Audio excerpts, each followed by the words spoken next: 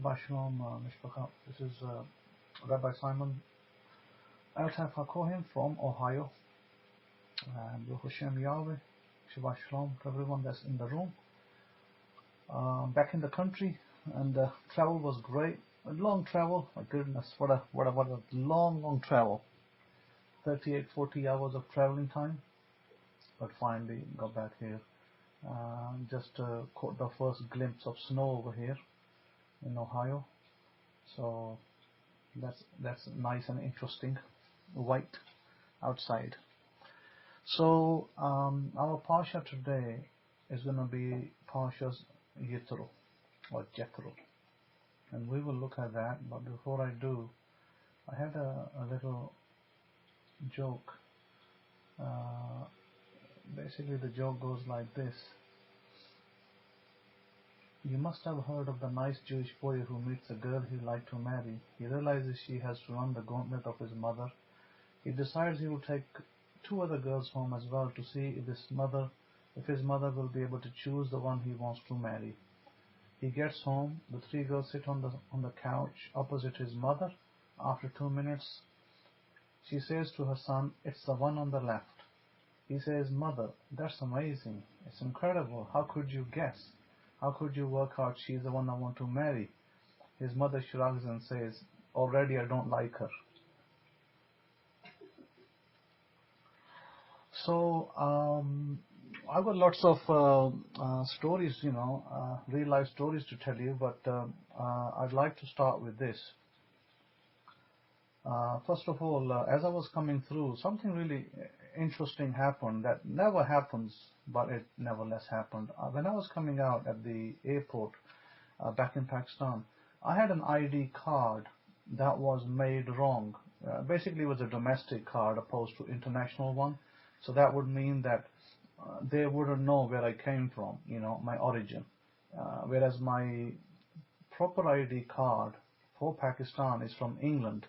So what had happened is, in the process of modifying it, inadvertently, it was my own mistake that I made it domestic instead of international, because I did go to their office and had my name fixed and other things, and change my religious side of things too, which is absolutely impossible to do in Pakistan, but I still got it done.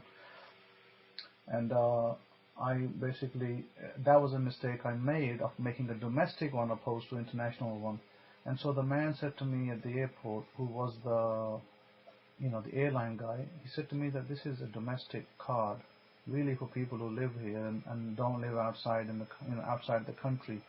And this is going to cause you problems coming and going, because you need the other card, and these immigration guys over here, they can easily stop you and say, "You know what, you're going to have to go back to the office and get it fixed, and you can't leave the country until you get it fixed." But he said to me this. He said that, "I'm going to let you go. So, from my side, you're clear." So he cleared me. Before that, I was carrying these brass and metal plates. As you know, that we had some of these made in Pakistan with the 10 Commandments, the 72 names of God. We had the 42 names. Also made Psalm 23. Had engraved Anna Bekoach prayer, which is a 1st century prayer of a Jewish rabbi, very powerful. And 10 Commandments. Alongside that, there's a couple of other plates in the works. So shalom to you, Rabbi Zakaria. And I guess a lot of plates were in the suitcase. Maybe they weighed about 10 kilograms, about 20 pounds. And I brought them, and the man said to me at the checking point, where they check the baggage, he said to me, "What's in the bag?" And I said, "Oh, these are plates. They got God's name on it," things like that. And he then waved to the other man. He said, "Oh, these are plates that in there that have God's name, so let him go." So they just let me go. And then I was right in front of a military officer that was there wearing a military uniform, guarding the airport. He approaches me and he shakes hands with me. And he says, how do you do? I said, "I'm great." "And how are you?" "I'm good as well." And he then, asked me a couple of questions. He smiled, and then he, waves me on, and he says to me, he asked me my occupation. I said I'm a software engineer, and then he waves me on. He says, be careful, people over here, they put drugs in your clothes, in your bags and in your shoes. Be careful of how you pack your bags and things. Did you pack your own bags? I said, yeah, I pack my own bags. So I says, okay, just be warned that people over here can do that, and if they get access to your handbag or suitcase, then they can stuff cocaine and other things in there. I said, okay, thanks for telling me. I'll be aware of that. And so I left that place, and now I guess the hurdle was the immigration department, which would check my ID before I would leave the nation. And I just walked over there, and I said to myself, I want to pass through without an issue, because the God of Israel is with me. And you know what? I said it's never happened in the history of the Kohanim that they ever got stopped or ever got detained. And I just went straight through. I went over there. They didn't even ask for my ID card. They just looked at me, looked at my passport, and they said you can go. And I went straight through. So Baruch Hashem Yahweh, what a great incredible blessings that we walk under the covenants that we have with the God of Israel. Now in Pakistan I met several people from Christian side and from the Torah side. The Torah people I met a little late, maybe it was about 2 weeks before I was coming. I met that group in another city where I had to go by transportation, public transportation, and go meet them and sit down with them, find out what they're doing. And the man said to me that they are operating under Torah only. Now listen to this. They do not believe in the New Testament as scripture, and they do not believe in Jesus as a Messiah either. So they had a problem with those two sides, because I guess their remit was just as Jewish remit is, that Christians don't obey the Torah, they don't obey the law of Moses, and we do not accept a man sacrificing himself for sins. So I agreed with them that yes, I understand your issues, and we've already been through that. And I explained to them that I can understand your concern regarding the New Testament, because it does have edits in it. There are basically Gentile scribes who put information in there. Some of the information that has been put in there is by Gentile hands that don't actually exist in the original copies of the manuscripts. And I understood very well the issues they had with Paul. So I decided at that point that it's a good idea for me to re-release my book, Paul of Tarsus, the 13th Apostle. I agreed with them that I do not see Paul in light of how Christians see him. In Pakistan they call Paul a prophet. And I asked one of the pastors, I said, by what right do you call Paul a prophet? Because he didn't call himself a prophet. Neither did anybody give witness testimony that he is a prophet. So by what right you call him a prophet? I'm not so sure that I can accept that terminology. So I said, be careful of who you call a prophet and who you call a judge and who you call king. So anyhow, bottom line was this, that these people that were doing the Torah, they're basically doing the 9 festivals, the 7 festivals in the Torah in the book of Leviticus, plus 2 additional that we know of, Hanukkah and Purim. They were doing all 9, but their grasp of knowledge to me appeared to be very limited. And then there was another guy in Karachi. Karachi is another city that's like used to be the capital. It's a coastal city.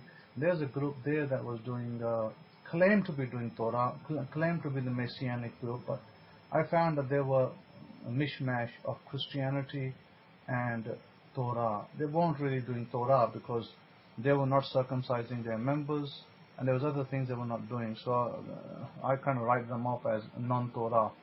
But this group was doing Torah, so I agreed with them that I completely agree with you of a sacrificial, a man sacrificing himself is not mentioned in anywhere in the Torah, that somebody has to sacrifice himself or herself to bring atonement to Israel. That I completely agreed with him wholeheartedly. But as to the messiahship of Jesus of Nazareth, I explained that that's a little harder for them to grasp, because there are, very small points and areas which they don't understand, in which he can be the Messiah of Israel, without, the issue of him dying on the cross, and him dying on the cross, and the Christian world claiming that his blood atones them. I said I do not agree with that at all.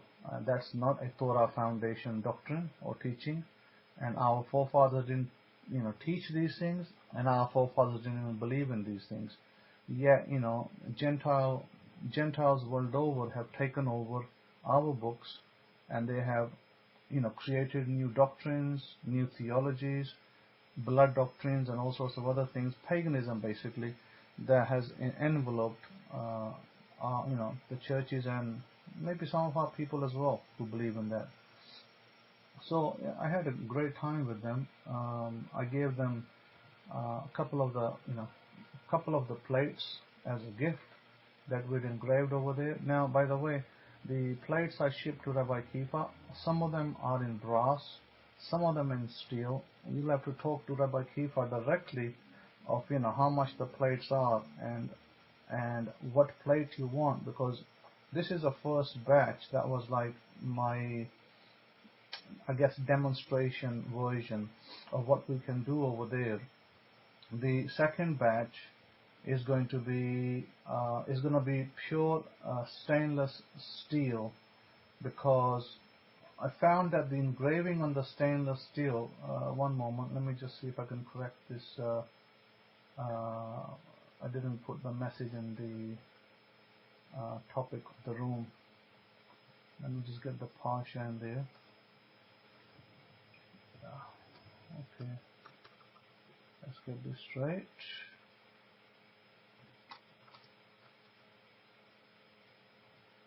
Okay, let's just do that. So as I was saying, that what I found was that the brass etching came out okay, but the problem was that the brass etching wasn't as good as the stainless steel etching, because on stainless steel I could see the text really clear and real good. So I decided, we went through about 3 different gauges of brass, because the brass plates were heavy, and then we finally settled on one. Then I realized, when the guy told me that they could do stainless steel, so I said, can we go stainless steel and look at a sample? So he made me a sample. I got the stainless steel and I really liked it, so I said, let's go with stainless steel. So we decided to go with stainless steel instead of brass. So the first batch, as I said, some of you who are going to order it, you're probably going to get the first batch, and it's going to be the the brass ones, because I think stainless steel, I've only got a couple of samples, not more. So the rest will be stainless steel coming through. I mean, there is another batch that are left over there for them to be, for them to make for us, and I explained to them that needs to be in stainless steel. Of course, they may have to post it unless I go there and pick them up or something, but it's planned to be posted basically. So I will wait on that one. There is already, we're working out the postage. I did post one to Lion Princess here, and she's received the brass one. And Lion Princess, you may have to polish those with brasso polish or something. And what I did back in Pakistan was I framed them, and I put them in a frame in my home. So you can frame them up and put them in your home by frame, and that'll look really nice. Or if you want to just put them up. I think it was you that mentioned about drilling a hole in there, and that I've conveyed across to the man who makes them.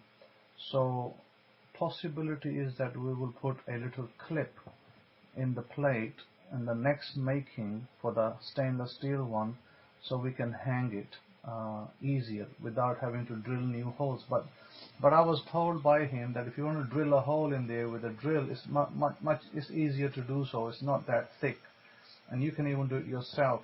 However, I said, well, it's okay at this time, but is it possible that we could next time have a hole ready made in there, so that then we could put a screw in or put a clip on or whatever to hang it. So that was agreed.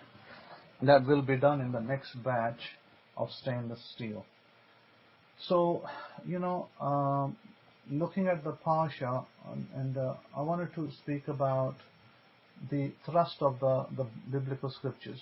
It says, when Yithro the Kohen of Midian, the priest of Midian, Moshe's father-in-law, heard of all that Elohim had done for Moshe and for Israel his people, that Yahweh had brought Israel out of Mitzrayim, then Yithro, Moshe's father-in-law, took Zipporah, Moshe's wife, after he had divorced her, sending her back, and her 2 sons, of which the name of one was Gershom, for he said, I have been a stranger in a foreign land, and the name of the other was Eliezer, for they said, the Elohim of my father was my help and rescued me from the sword of Pharaoh.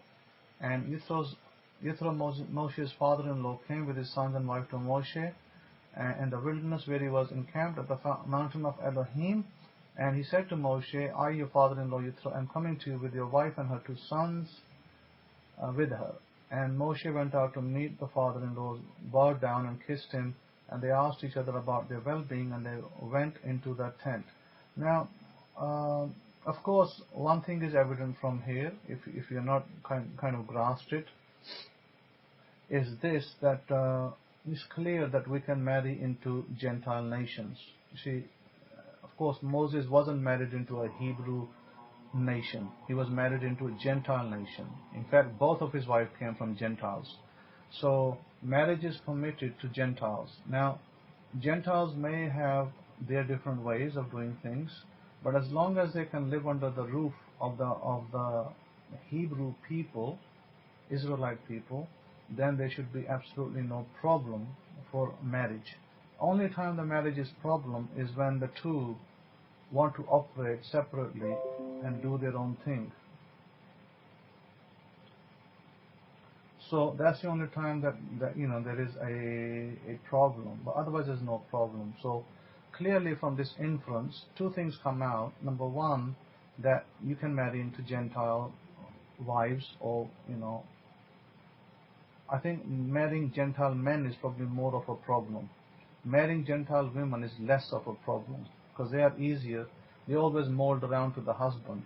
Whereas if you marry a Gentile man, he will likely not mold to the Hebrew way. He likely mold to whatever religious system he came out of, and he'll probably want to follow that. And so it'll make it very hard for a Hebrew woman to live with a Gentile man. 9 times out of 10, it does not work. So this is why I caution against it. Unless the man is a convert into the Hebrew faith, it will make it very hard for you to live a happy life. But again, something to think about. Also, you can notice that in the ancient culture, divorce was temporary.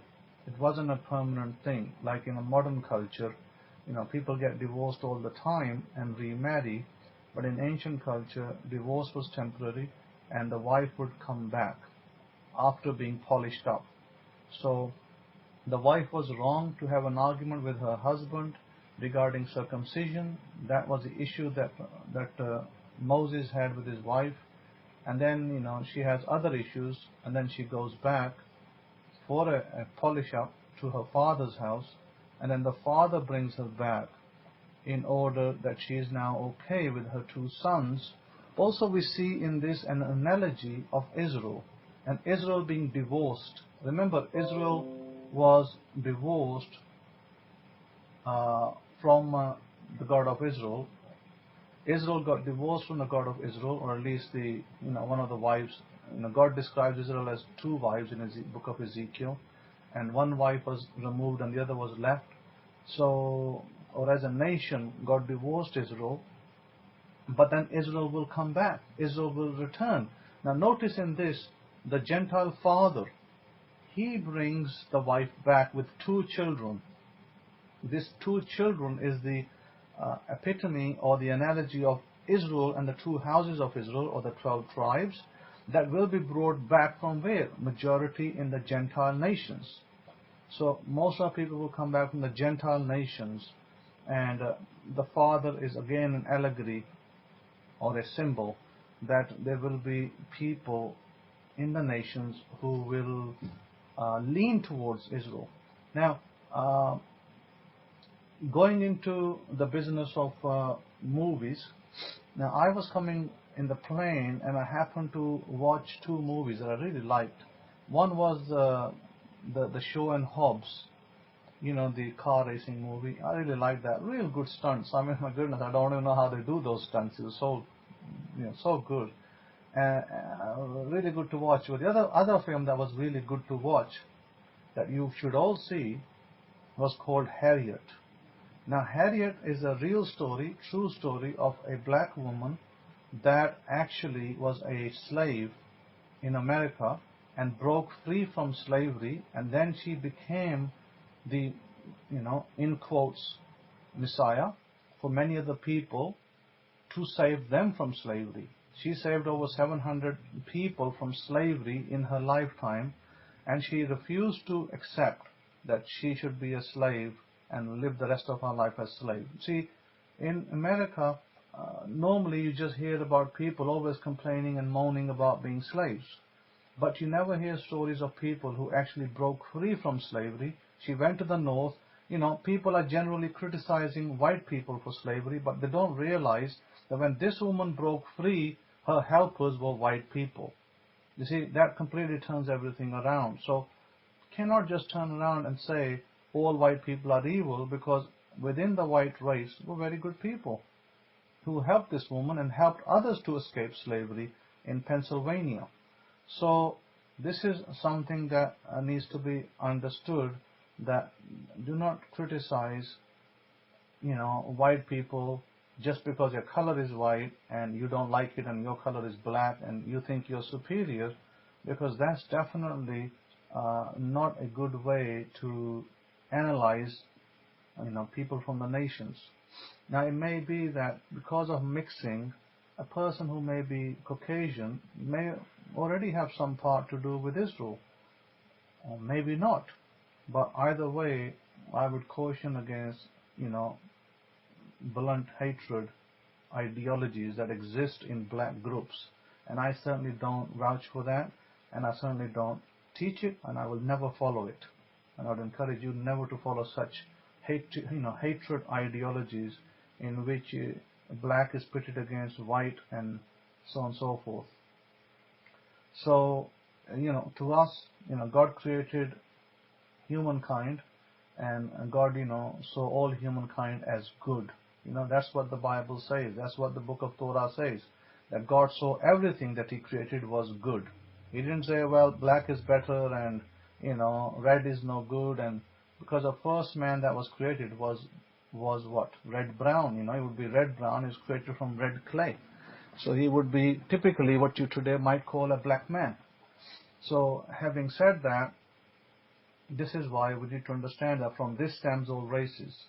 And so we need to respect that. And then, races are separated, people are separated, and, we are where we are today, partially not because of white man's sins, but because of our own sins, our own faults, our own wickedness. Because our people, our forefathers did the wrong things in Israel. They had the land, they had the blessings, they had everything, and they blew it away. They just simply did not obey the Torah. And this is what many of you are doing today. Many of you today out there, going to your churches, you refuse to obey the Torah laws. You rather be bent on Gentile laws in the church that give you no blessings. And then you moan and complain about white man this and white man that. So, we need to look at what's going on in the people's lives. But that's basically basically it from where I'm speaking. Now, in France, I read today that there was a death of the coronavirus. Let's talk about coronavirus. So coronavirus, first death in France, I think 80 years old or so of person. Now, I want to point out one thing. See, this coronavirus is obviously it's like any other virus. It's a I'm not going to, well, I'll just give a opinion. And I'm not going to give this as de facto truth, but this is an opinion, my opinion, that the coronavirus is a weaponized virus. And it's something that may have been developed by China for whatever their purpose was. We don't really care. So it got out of hand, people got infected, and people are dying, in different countries and in China itself as well. And Wuhan is closed up, and many other cities of China are closed up as a result of that. Now, I want to explain something, that there's no need to panic and there's no need to fear, because a coronavirus is like any other viruses that are influenza type.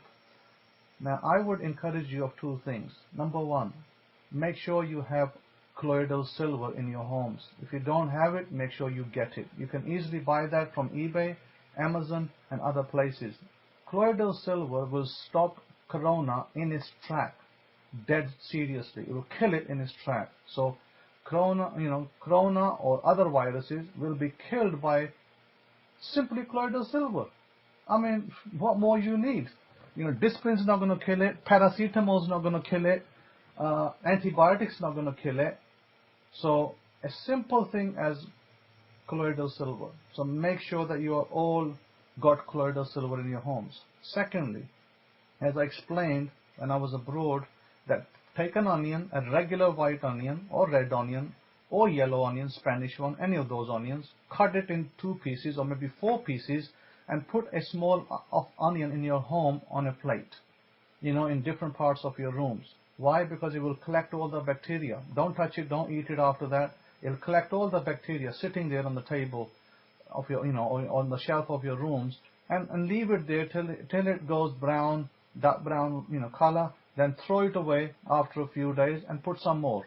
And that's all you need to protect your homes. You don't need anything else. Don't need fancy perfumes or fancy, sprays. Don't need any of that. That's all money-making ideas that are out there. Apart from that, the other thing that you should all be doing, you should all be going, when you go out to do your work, to do your shopping, you should always be coming back home and washing your hands first. And I think that's something that you need to learn. It comes out of the Torah that we wash our hands before we sit and eat. And we wash our hands when we come in from outside, because who knows what we've been touching out there. Maybe you're sitting on buses, trains, and planes, and maybe, we've been touching, shelves of supermarkets, and we're picking up all sorts of bacteria. So the first thing that you're going to, have on your hands when you come in your home is your bacteria on your hands. So you need to clean your bacteria on your hands. Once you clean the bacteria, at least your home's going to be safe. And that's my advice, is you should always be doing that. It's part and parcel of Torah and hygiene, is washing your hands when you come back into the house. You don't need to wash your hands when you go out, but you need to come back, wash your hands. And before you sit and eat, wash your hands. These two are a must. A must do thing. And not hard, very easy to do. Nowadays they do these little sprays and these little gels you can carry around in your purses. Ladies can carry in their purses, men can carry in their bags. A little gel. If you're going outside, you're working, if you go to work, you take this little gel. They're small, travel sizes. Easily buy it in the stores in England, all over the place. And you can just go to work and, spray some or put some on your hand and just, clean up your hand, and you're ready to do your job. If you're working in an office or some other place, you're ready to do your work, and any bacteria you've caught while you've gone to, the place of your office, it cleans up your hands. It's simple, you don't even have to go to the washroom for that. So that's another suggestion, is that you already got these little gels that are easily available, so use them to protect yourselves and your families. Another important point, the coronavirus affects elderly more than younger people. It does not affect the younger, because the younger people's immune system is strong. So it's, as you can see, it's killing older people mostly people over 50 whose immune system is weak. So how do you raise up your immune system? Very simple. If your immune system is weak, get calcium and get vitamin C. Okay, so calcium is good for the bones, but vitamin C more so. And you get this liquid vitamin C. And the liquid vitamin C is very powerful, very, very good, better than the other vitamin C. And you should take that daily. All of you. It doesn't matter whether you're young or old. You should all take it, a few drops, put it into water and drink it, because that will raise up your immune system. And you can handle any virus out there, irrespective, corona or no corona. So you should be taking these basic precautions for yourselves and for your loved ones. Very easy to do, not difficult. You can pick up a liquid-based vitamin C from Amazon for around $29-30. It will last you more than a month.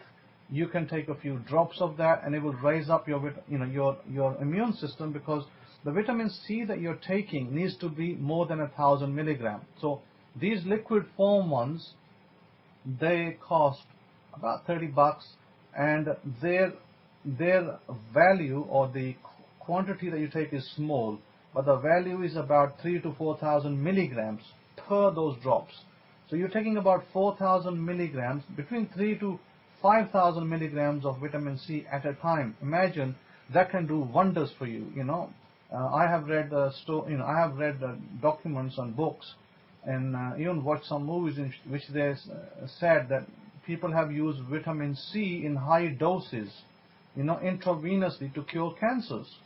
So there is a benefit there.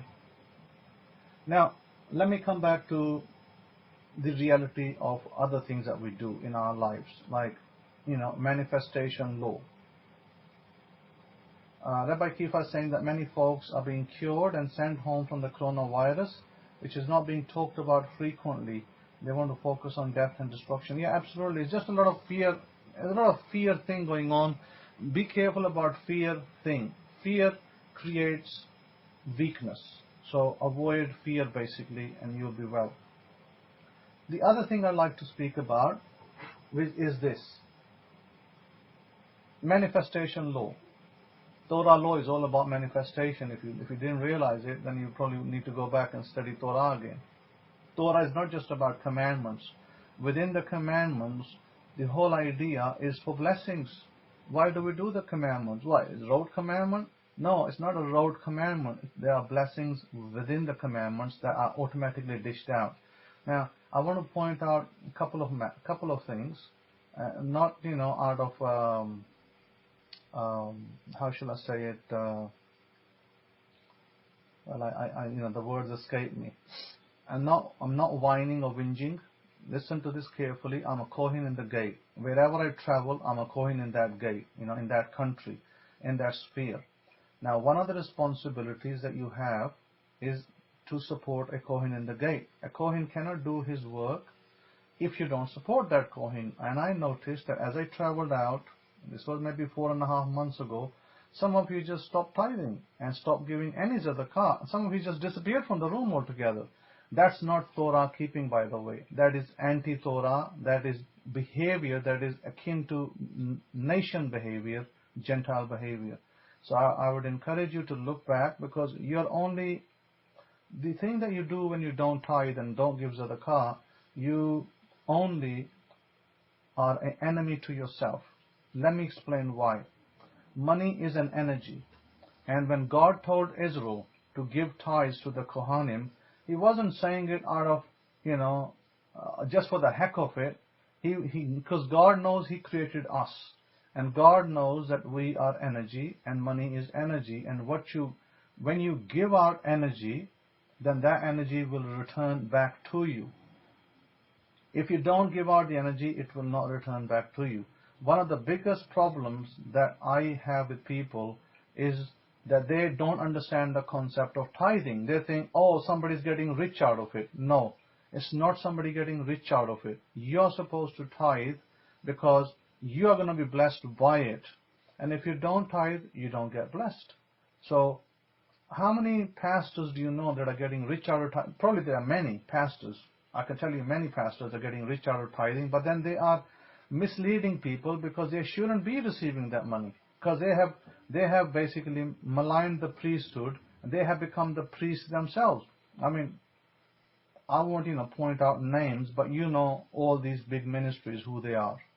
So they're collecting money from people to only build their coffers. So the idea of tithing isn't to build your coffers, it's to support somebody. If you give the tithe to myself as a Kohen, that is to support back to you, because you will get the blessings as a result of obeying the commandment. That's a central commandment in the Torah, by the way. And do you know that before you become Jewish, they ask you, what is your income? And are you going to, you're supposed to be tithing X amount of income, and they make you sign a piece of paper in synagogues in America. They make you sign a piece of paper before they can convert you to Judaism, because they make sure that you will tithe. See, we don't do that.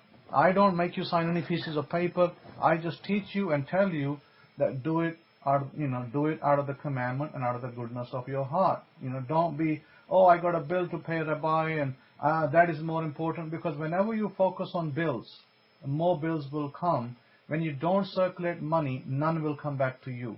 Let me repeat that. When you don't circulate money, none will come back to you either. So my suggestion is to those of you who haven't been tithing, who have been slack and have stopped doing it, you're a debtor to God. And so you're creating a negative karma. Negative karma will affect you and will affect your finances, because by stopping doing the thing that Torah commands as most important, because what did the Torah say? To look after the Kohen in the gate. And if you don't, then there are repercussions, and the repercussions being that you might save money to pay a bill, and then another bill turns up. You might save money for something else, and then you get your car broke down, and then the house breaks down, and things start to turn, and you wonder what's going on. I'm trying to save $300 here, and I've got a bill for $400. That's what will start to happen. Beware of that, because if you think you are not tithing and it's helping you, it's actually destroying your future. Because that's something that I learned the very first day I became a believer. I came back into the covenants. The very first thing I learned is people are not blessed because of their the way they spend their money. You see, you can easily go out and buy expensive perfume. You can buy expensive TV. You can purchase $40,000 cars. But when it comes to tithe, you look the other way and say, well, no, I don't want to give that. I don't want to do that because I need to make my payment. That is where you are in a Torah conundrum, because you are now anti-Torah. Just because you say Jesus is Messiah, or just because you say you keep the Sabbath and you don't tithe, you become in the line of anti-Torah people. So beware. Those of you who haven't done it, go and do your tithing and fix your ways. I'm not saying for me, I'm saying it for you, for your benefit, for your blessings. You must do it, because you will get a blessing in return for it. And I've said it a few times only. I don't talk about tithing. It's not part of my lecture every week. This is one of that I've got to tell you that this is something that you guys need to think about. Those of you who don't, you need to think about it. So I'm going to just stop the topic here. I'm going to move on to the next. Now, the law of blessing and reaping. Blessing and reaping, what you don't give out, you don't receive. Now, I am pretty sure that all of you out there want to receive blessings. Maybe in the form of money, maybe in the form of a good relationship, maybe in the form of other material benefits. And yes, it's out there, it's achievable. About 21 years ago, I remember, maybe 22 years ago even, I was traveling in a train going to London, and I picked up a newspaper and I was looking at the classified section, and there was a little ad that said the Midas Touch. It was a book that talked about the Midas Touch and how you can read that book and better your life. So I picked up I got that book because it wasn't the day of the internet. Internet wasn't as popular in those days. It became more popular later. There was no Google back then, 22 years ago. So what I did, I got the book and I read it, and it was basically a man who became a millionaire, and he was speaking about his experiences, but he didn't really explain his method of how he did that. And then what happened was that he didn't explain, the methodology behind it, but explained that he became rich from thinking and doing things. So I didn't really get too much out of that book, but then I got another book after that which had a black cover and spoke about imagination, and I tried to get some understanding in that, what is imagination and how to utilize it. And then there was another book that came to my view, was a book by Norman Vincent Peale. He was a pastor in those days, and he was talking about imaging and things like that. So I got that little book to read, and I read it, but again, I didn't really quite understand the concepts, because none of them actually explain how to write your affirmations. So I remember I was writing my affirmations in the future tense. So I was writing, I will have a good job, or I will be living in a good home, or I will be driving my new car. So I was kind of writing in the future, and none of these books actually explained that that's all wrong. And I still did achieve everything, but it took a decade to achieve it. So obviously I wasn't doing it the right way. I wasn't, it was half effort. But I was putting my full effort, but my information was incorrect. So coming back to that information being incorrect, if the information is incorrect, it takes you twice as long, maybe longer to get there. So my suggestion to you is this, that because if I had the information I have today, if I had that information today, of what I know today, I will be able to manifest things maybe in half the time, everything I wanted in my life, everything. So instead of spending a decade, I would have probably spent less than 5 years and get everything. So that's where I am today, from trial and error.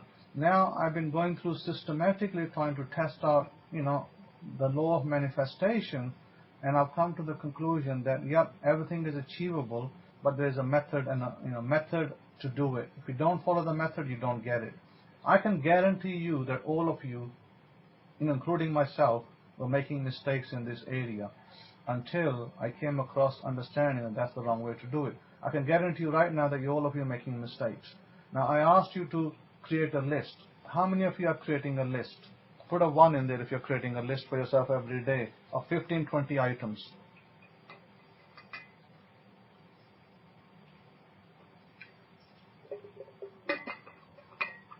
Okay, great. Now, let me ask the second question. Are you looking back? When you rewrite your list tomorrow, do you look back on the pages that you've written and then write the same list again? Put a 1 if you do.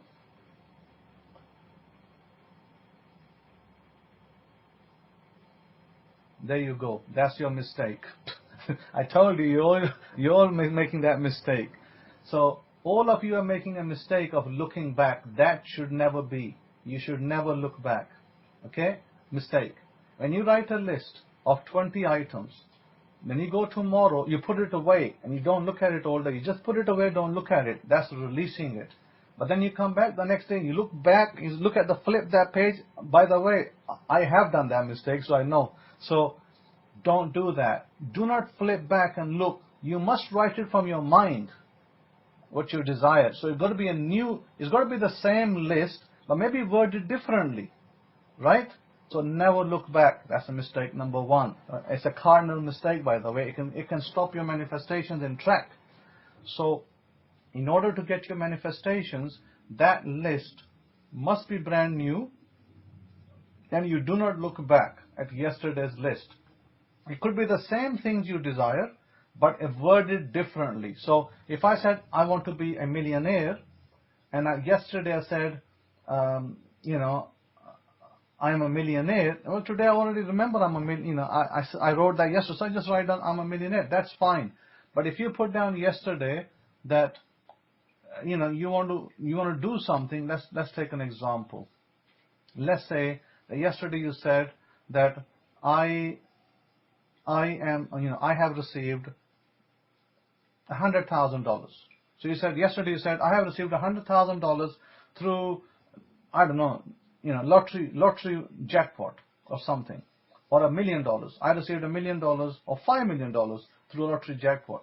Today, you might have said, yesterday, I have, remember have in the past tense, I have won the lottery jackpot of, $5 million for argument's sake. So today, how do you word it? Well, unless you remember from yesterday, you can just word the same thing slightly differently, or you can just word it the same. So you say, I have won $5 million from the lottery jackpot, and I'm grateful for it. So you can add a few words to it, or you can remove a few words. My point is this, is to give you a clean example, is that don't look back at your list. You might say, I am the owner of a brand new town and country. I am the owner of a brand new town and country. Yesterday you wrote that on your list, and today you write on your list, I'm driving my brand new town and country. So there's a little difference, right? That's my point. My point is, it does not need to be identical, and you should never look back, because if you look back, then it's not coming straight out of your mind, because you're kind of cheating. You're like cheating. Let me just look back what I wrote yesterday, and it reduces the power. So the idea of writing the list, it comes straight from your mind, and it is powerful way to manifest. You would manifest that list, provided you do it the way I said. Don't look at the list for 24 hours. Once you write it, do not look back at it. Till next day, write it fresh again. Do not look back at the previous day's list, because you released it, you detached from it. And my suggestion is, you write it for 14 days. 14 days in, 14 days out. So 14 days you write the list, and 14 days you take a break, you release it, and you let it take effect, and it will take effect, by the way. Everything you write down will come true if you follow the method. So that's number one that I need to point out. Number two, meditation. Now meditation, you have received several meditations from me in the past. We've gone through chakra cleaning, we've gone through mid-brain meditation, because a lot of things happen through the mid-brain. That's where the magic happens. Oh yeah, there was a good question. What about the 22 days on and 8 days off? Is it acceptable to skip 1 day or 2 in the mix of the 14 days, such as on Shabbat? Okay, let me answer those two questions. First, Devorah, the 22 days on and 8 days off, problem was that it wasn't working for some people. They were forgetting their days. They were doing 22 days, and then they were not writing the days down, so they got mixed up, and they're like, well, I don't know if I need to take 7 days off, or 8 days off, or 9 days off, because a month is 30 days, 29 days, 28, like February is 28 days, leap year might be 29, and then you have 30 and 31 days. So people are getting confused with that. And also, there wasn't enough time, detached time. 8 days is not enough detached time. So I said privately to my students, let's start doing 14 days on and 14 days off. 2 weeks write, 2 weeks completely relax and don't write, because you need to give it time. This is a seed. You're planting a seed, and in order for it to come to fruition, you must let go. Otherwise, you burn yourself out. So that's why I've changed it from 22 days to 14. 14 in, 14 off. It's very simple. You can do it every month, even if the month is 30 days, 31 days, or 29 days. Now, Eddie, your question, is it acceptable to skip 1 day or 2 in the mix of the 14 days? Yes, absolutely. You can skip a day or 2 and then come back to it and still count your 14 days. No problem whatsoever. But remember, after 14 days, take 14 days off. Take 2 weeks off. It's simple. And it will still work for you. It's not a big issue. Now, after that, I will encourage you, absolutely encourage you, visualization. Visualization is very, very important, because I'm pretty sure that either you're not visualizing or you're doing it wrong. Thank you, Olivia. Olivia is saying, I have a testimony, Mishpacha.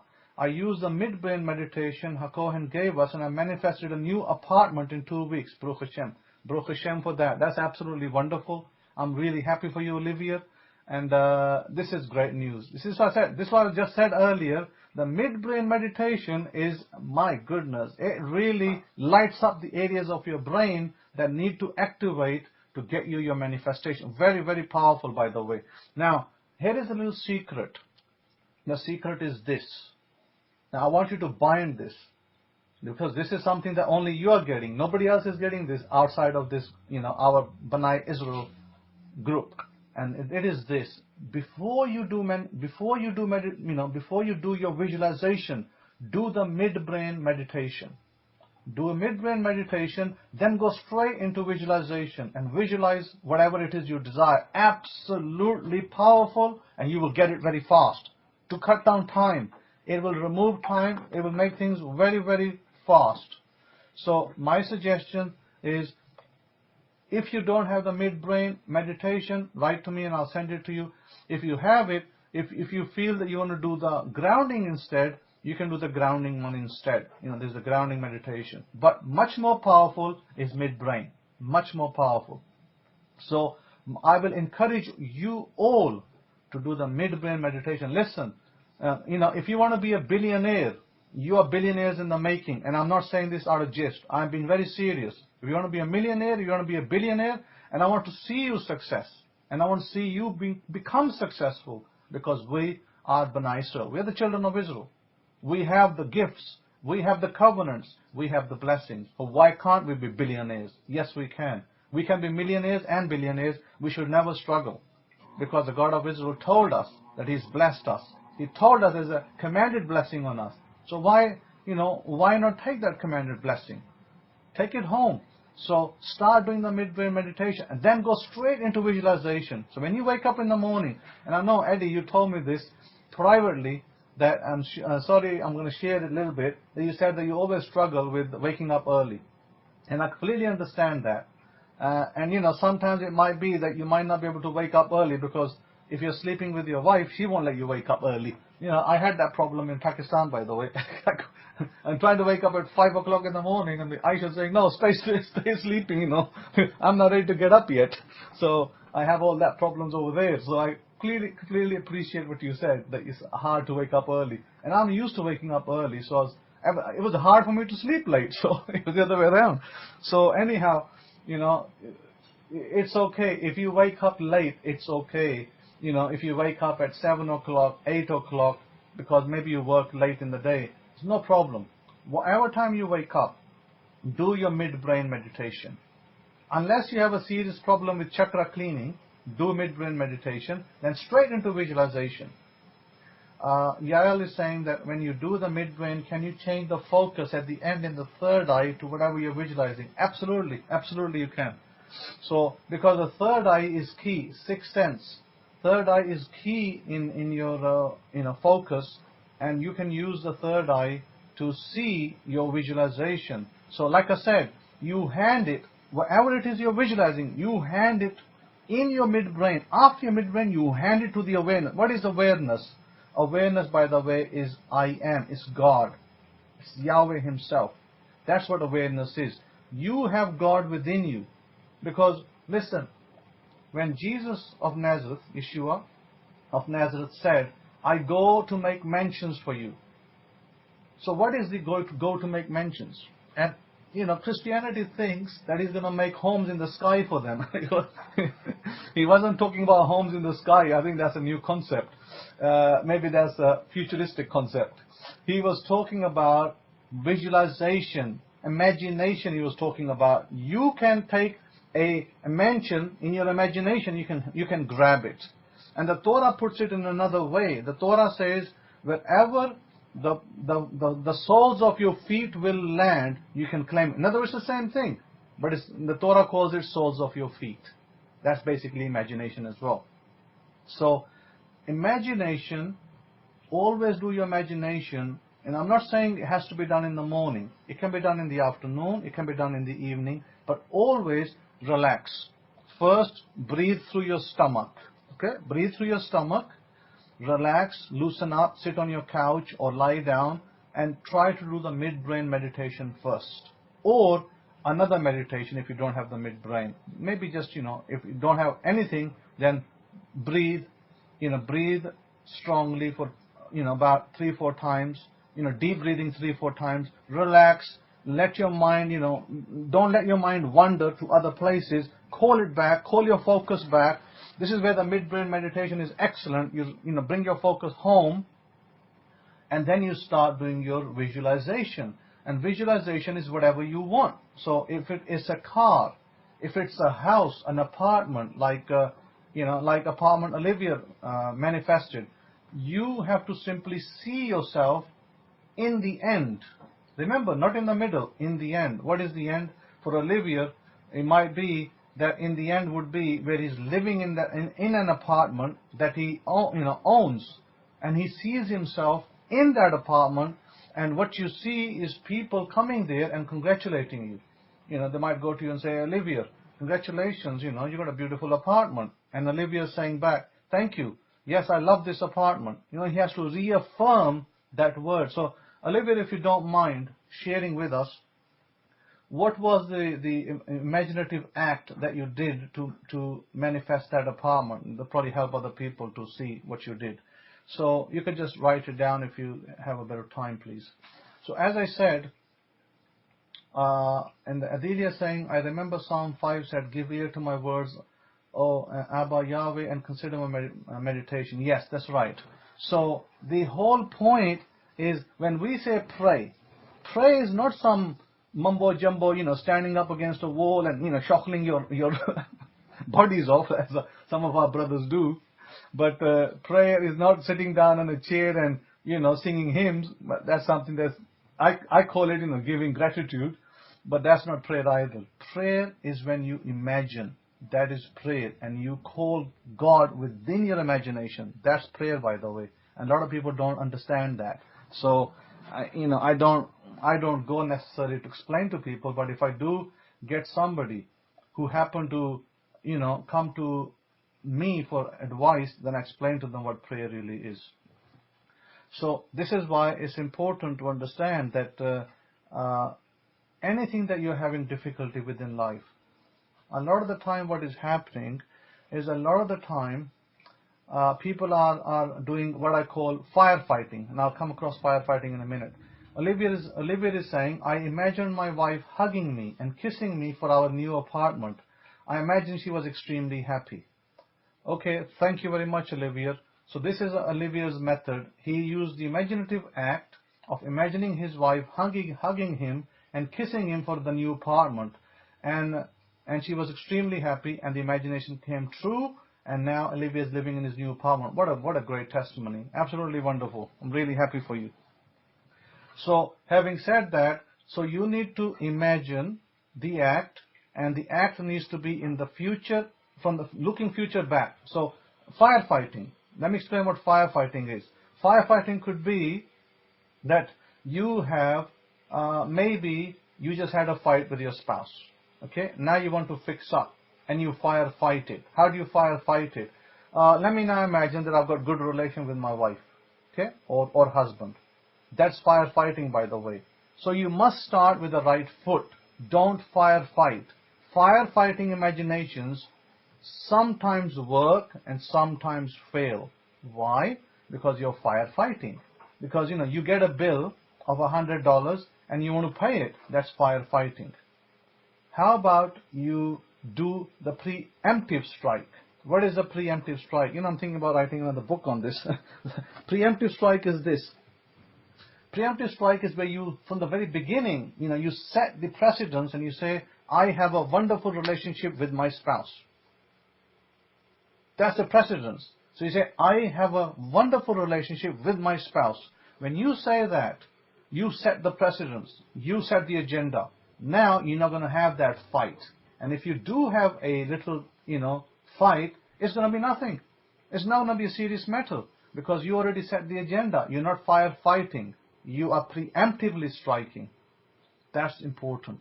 Now let me explain to you another good affirmation that this is not something I created. This is something I picked up along my journey. And this is a really good affirmation I want you to write, I want you to put down on your daily list. This is really great. I have it on my daily list as well, by the way. The affirmation is this. It's this. I have a, let me read it from my list because maybe I can post it in the room if I find it in my list. Let's see. Let me find it. Okay. The affirmation is this: I have a lavish, steady, dependable income consistent with integrity and mutual benefit. Again, I have a lavish, steady, dependable income consistent with integrity and mutual benefit. I will post that in the room. Okay. Everybody got it? Everybody got that?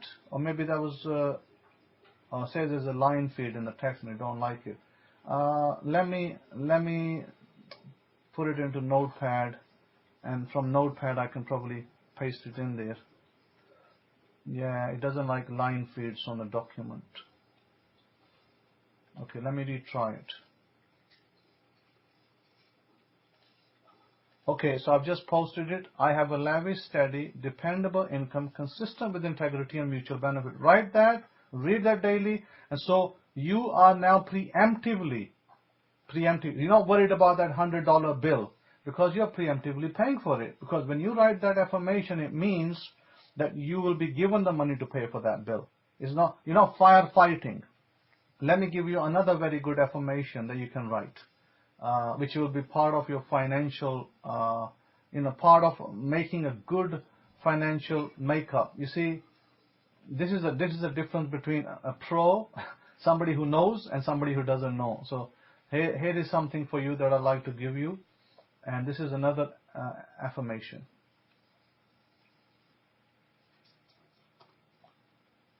I am creating total financial success in an easy and relaxed manner. I am creating total financial success in an easy and relaxed manner. By the way, I didn't make these. They came out from some lectures I heard and I really liked them. So I'm using these from some other people who already use them and they are successful. So I'm not claiming they are mine. These two are not mine. They are used from another people that already use them and are successful. So utilize these. These are very, very good, and I like them, so I would want you to put them on your list, in other words, in your daily affirmations. Great affirmations to have. I have a lavish, steady, dependable income, consistent with integrity and mutual benefit. It basically means that I'm never, searching for that $100 bill for paying my bill.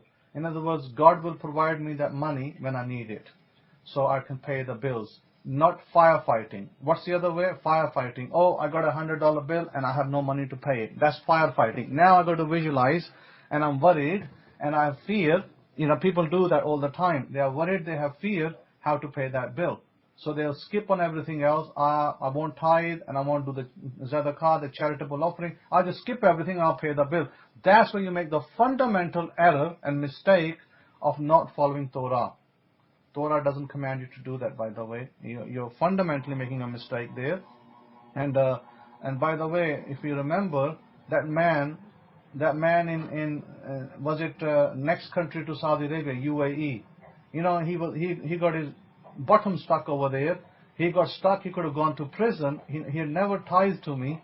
One time he sent a tithe to his, his dad, to send as a tithe, and his dad ate the money himself and never sent that through as a tithe to me. I never saw a penny of his money. And when he needed help, he came running to me to help him, and I did help him without cause, but I explained to him that you don't come to the Kohen in the gate when you're in trouble. Where were you when you were not in trouble? And now you come, you're in trouble, and you want me to help you. And so I still helped him, but case in point, if you're not compliant with the Torah, I will refuse to help you. That's case in point, and I will do that in the future. Anybody that comes to me from Gentile environment, Gentiles that come to me and say, please help me, and I'm in trouble, I'll say, no, I'm sorry, because you are not in compliance with the Torah. I'm sorry, I'm not going to help you. Go find help somewhere else. So, as I suggested, you must be in compliance with the Torah, and I'm more than willing to help you, because that's my role. My role in Israel is to help our people. But our people got to do the right thing. And if our people don't do the right thing, then I will also refuse to do the right thing for them. Why? Because it's a shake hand. It's a shake hand business. I'm put over here to help you. You're over here to do the right thing with me. And if you're not going to do the right thing with me, then fine. you have, you can go your merry way and I'll go my merry way. And you can go back to your Gentile ways, and I'm quite happy to stay in my Torah ways and stay compliant to the Torah. Because, that's what I have done always. So always I will stick with the Torah, and I will not veer to the left or to the right. And this is what the book of Joshua tells you. This is what the Torah tells you. And, let me, read it out to you again what the book of Joshua says. And I will open the, my Bible. By the way, I have made some new changes to the Bible, and they have gone out to Amazon. So I suggest highly that you pick up the complete edition or the Tanakh or the Torah, whichever you are desiring. I would probably suggest a complete edition, and that you will get new information in there which I have put, correcting some of the other information that was in error. So I'm going to take you to the book of Joshua, and I want to show you something critically important. Chapter 1 verse 8. A lot of people read this, but again I say, doesn't mean what you read is you're doing it correctly. It says, this scroll of the Torah shall not depart out of your mouth, but you shall meditate therein day and night, that you may observe to do according to all that is written therein. But then you shall make your way prosperous, and then you shall have good success. Now a lot of people think that when it says Torah, what Torah? Torah is 613 commandments. What am I supposed to do? Munch the 630 commandments every day? Can't do that. So, when in doubt, always ask. When in doubt, Olivia, always ask me and I'll be able to straighten you up. So, what it actually is saying, that you meditate on God's name every day. That's what it's basically saying. If you want to acquire blessings, meditate on God's name. See, in other words, we have a psalm. The psalm says, enter into the gates with thanksgiving. So what does it mean, enter into the gates with thanksgiving? What gate? Well, it's the gate of your mind. You enter into the gate with thanksgiving. So Psalm 100 speaks about entering the gate with thanksgiving, meaning that before you come for visualization and achieving your success, always give thanks first. That's all it means. It's nothing more than that. The link to the purchase, yes, there is a link to the purchase. Let me see if I can give it to you. It should be this one here. Okay. This is a link to the purchase of the Abrahamic-Faith Nazarene Hebraic Study Scriptures. Listen, I saw the Bible with one of the believers, which is the Hallelujah Scriptures. I don't know if some of you have it, but I saw it. I saw a copy, and I quickly went, just looked at 2 places. Just wanted to see if there was any if they had actually fixed some mistakes, or it was just another translation. And guess what I found? It's just another translation. Nothing to write home about. No mistakes are fixed, no commentary either. Other than the fact that they use, Yud-He-Vah-He, Yahweh's name in it, there's nothing to write home about the Hallelujah Scriptures. So what you're getting from me, yeah, that's right, Rabbi Kefa, is another King Jimmy with God's name. What you're getting from me is the de facto fixed version of the Scriptures, not another translation. It's not just God's name in it. So my suggestion is to get the Abrahamic-Faith Bible, an absolutely excellent Bible. It's got a lot of information in it, a lot of commentaries, and it's one of the best Bibles out there in the world to date. And, there's probably stuff in there that I could make better in there. I'm not saying it's the best one yet, but it is one of the best Bibles out there. And I'll probably say the best Bible, but I like to make it better, but the problem is this, that I don't like to put changes out every, 2 weeks. I'd rather wait 3 months, 4 months, and then put the changes out. So I've been holding on to the changes, and I've just updated the changes as I came back to the US. I sent the changes out yesterday. So I like to do it in steps and stages. And I used to do changes every month. Every month I'll be sending out 3-4 changes, but then it was a lot of work for me. So I had to, give myself a bit more time. Yes, Eddie, the Kindle version, let me think about the Kindle version. I wouldn't buy the Kindle version yet, because the Kindle version is not yet updated. That is to be updated this week, because I've just got back, and I've got to update the Kindle on that Amazon. I only updated the paperback version so far. And so there's new information in the Siddur, the Forever-Israel Siddur. That's also been updated. Oh, is it Kindle only? Okay. Possibly. Let me just check. I have another link here. So this is a Kindle version.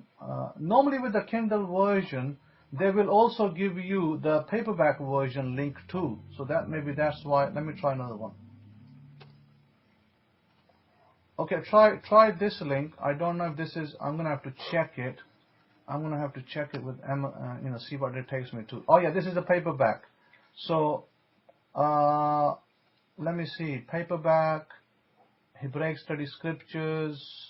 Yep, this is the one. This should be the up-to-date. If you look on the date, it should say 13 February 2020. So look for the date. It should be a 13 February 2020 Hay edition. Always when you purchase the Bible, look at the date. If the date is present 2020, then you have up-to-date Bible. If not, if it's 2019 or earlier, then you are purchasing the old version. So please always check the date on the actual commentary. And Tudav, thank you for the cover. Eddie made me some beautiful covers for the Paul of Tarsus book, the 13th Apostle. I have posted that online. That is now gone to Amazon and is active with the new covers. The Lulu one, Rabbi Kefa, I will do that hopefully today or tomorrow. It's not been done on Lulu yet. I've got so much work on my hands. I just don't know where to start and where to finish. I'm just trying to catch up slowly. And,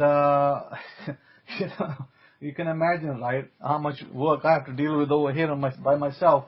So I have no help, so I have to do it myself. So I'm going to do Lulu next. I will be doing Lulu next, and that's on my agenda for today and tomorrow is the 2 days I'll be doing Lulu.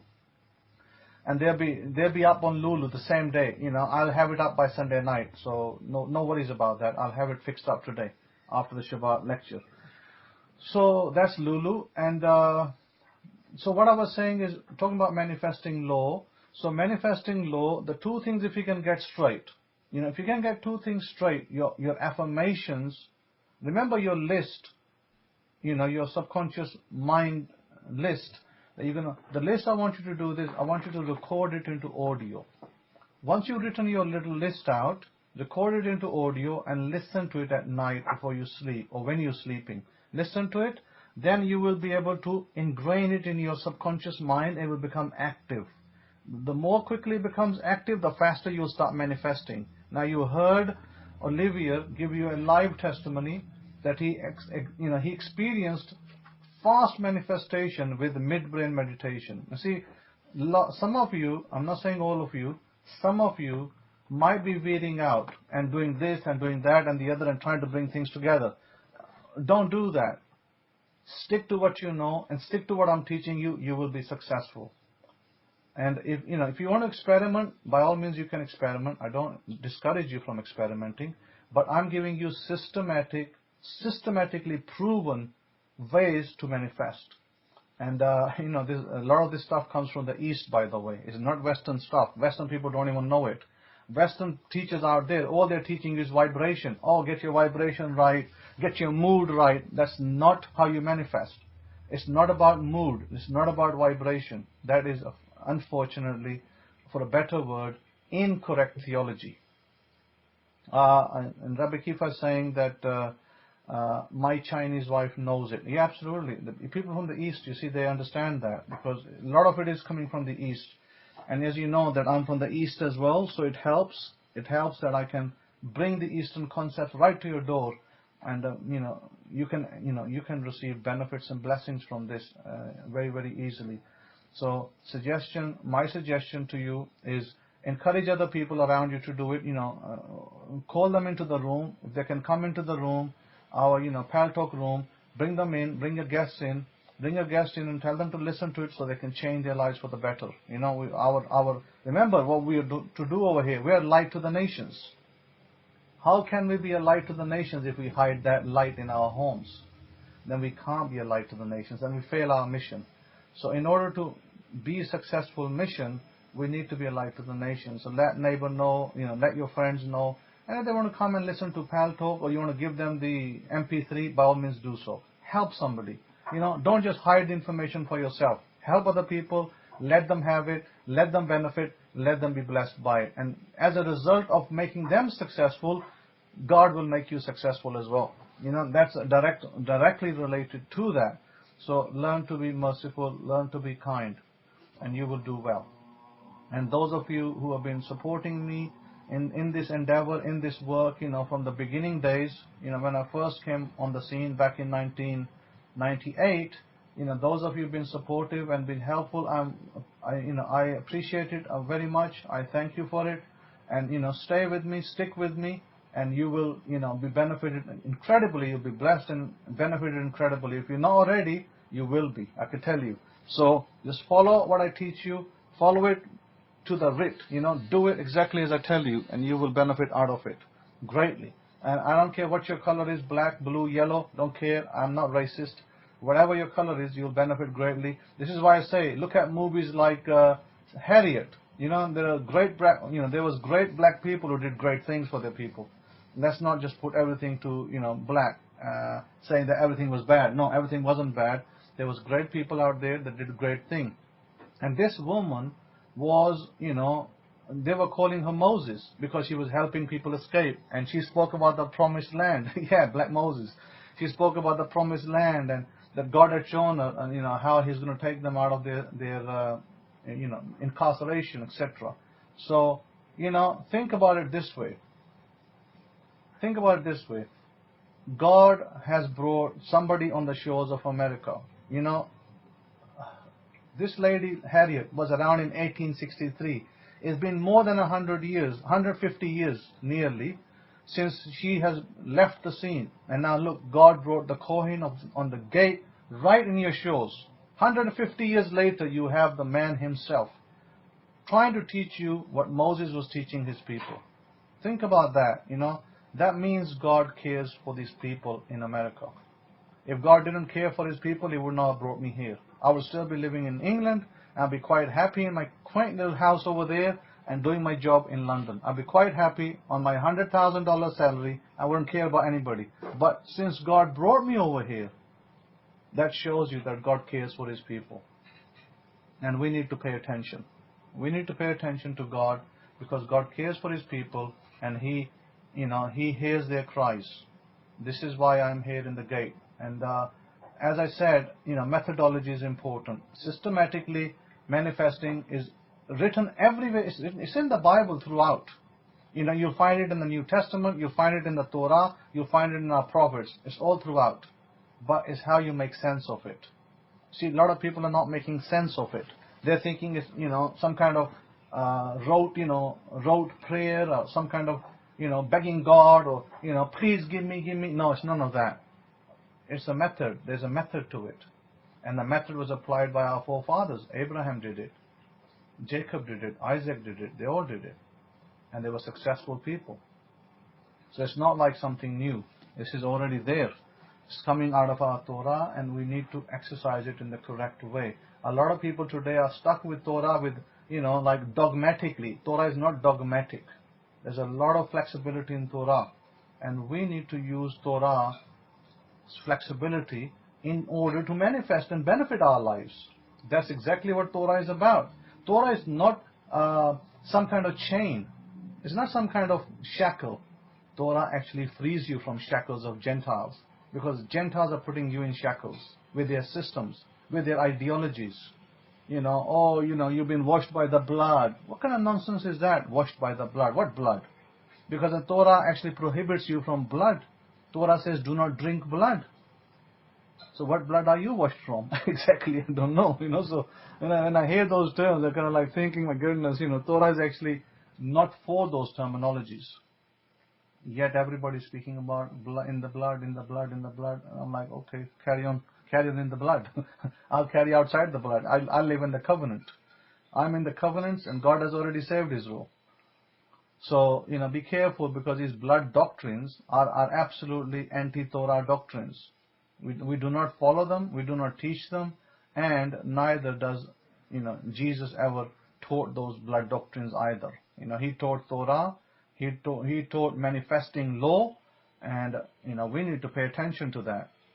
We need to pay attention to that. It will really be helpful if you paid attention to it. It will help you. Good question, Eddie. Why do I think Jesus had to die? What did his death mean for Israel? Basically, Jesus was a righteous, he was a right ruling man. He's a right ruling teacher, rabbi, and a great figure for the house of Israel. His death really simplifies, because he said he came to gather the tribes of Israel.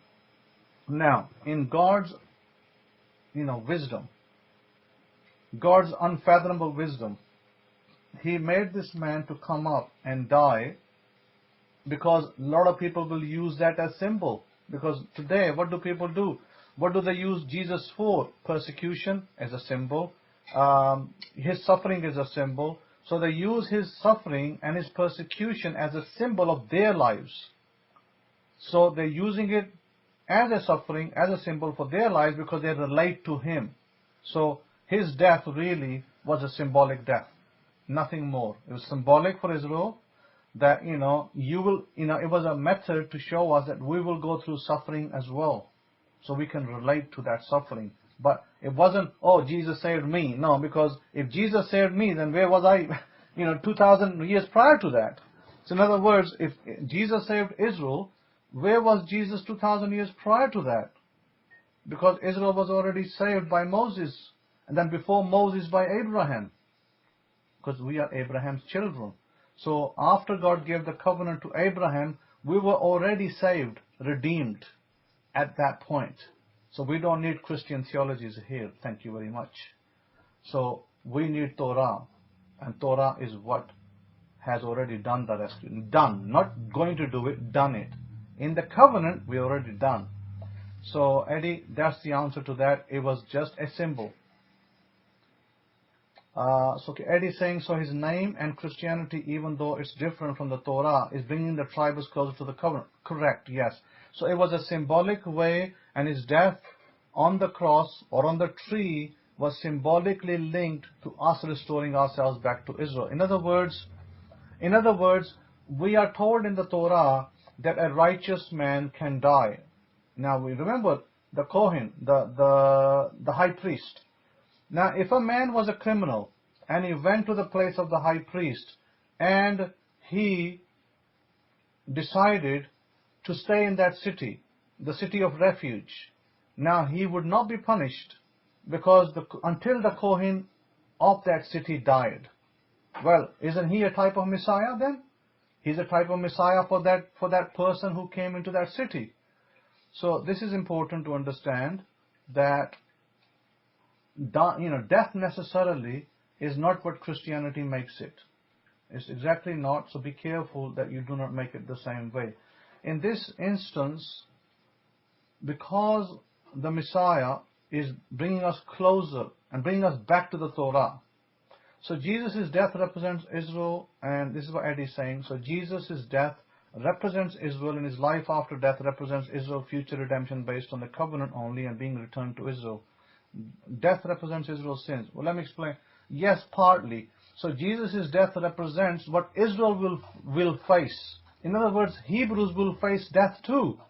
But they will come back, they will be resurrected. So it's a typology. So Jesus' death represents our death, that we too will die in the nations. But we will be resurrected and taken back to Israel because of the covenant. That's basically all it represents. It represents nothing more than that. Nothing to do with blood doctrines and he has to die for your sin. No. We have no sin for him to die for, because all our wickedness, all our details that we did, God said simply return to the covenant. Every time we did something wrong, God said return to the covenant. When you return to the covenant, meaning you're keeping Torah law, that itself what cleanses you, Torah law. When you start doing the right thing, you're cleansed. When you don't, you're not cleansed. You go back into the other ways. So, there's no blood doctrines there. But Jesus' death is a typology of how we will also face similar persecution in the nations and similar death. It doesn't mean we all die on the cross or on a tree, but it does mean that we can die, a sorrowful, we live a sorrowful life and die a sorrowful life. Basically, that's what it means. But we'll always be brought back to the covenant, and we will give a new life because we already have it. It's part of our Torah. The Torah gives us eternal life. So always bind that to yourself. Torah is eternal life. Torah is not without. Torah is with. Because God said, choose life. He said, I present to you, I set before you heaven and earth. I set before you life and death. Choose life. What is death? Death is suffering. Death is away from the Torah. Death is living with Gentile systems. That is all death. But when God said choose life, God said choose Torah, basically. Torah is life. So with that, I'm going to give the lecture back over to Rabbi Kefa. Thank you very much for listening. If you have any questions, I will definitely be able to handle them for you now. If not, I'll hand it over to Kefa. Any questions before I give it to Kefa? Yael is saying that I'd like to give thanks for the miraculous healing I have received and continue to receive healing. Baruch Hashem Yahweh, and many shall be healed. Many shall be healed. So get your compliance sorted out with the Torah, be compliant, and do the right thing. You should be tithing, and you should be giving tzedakah, and you should be receiving back blessings in return. If you are not, you tell me about it, and I will, see to it that you are, because whatever it is that you have wrong in your life needs to be fixed and remedied, and can be. So do not worry about that. Thank you for listening. Over to you, Rabbi Kefa. Todah. Shabbat Shalom. Shalom, Shalom.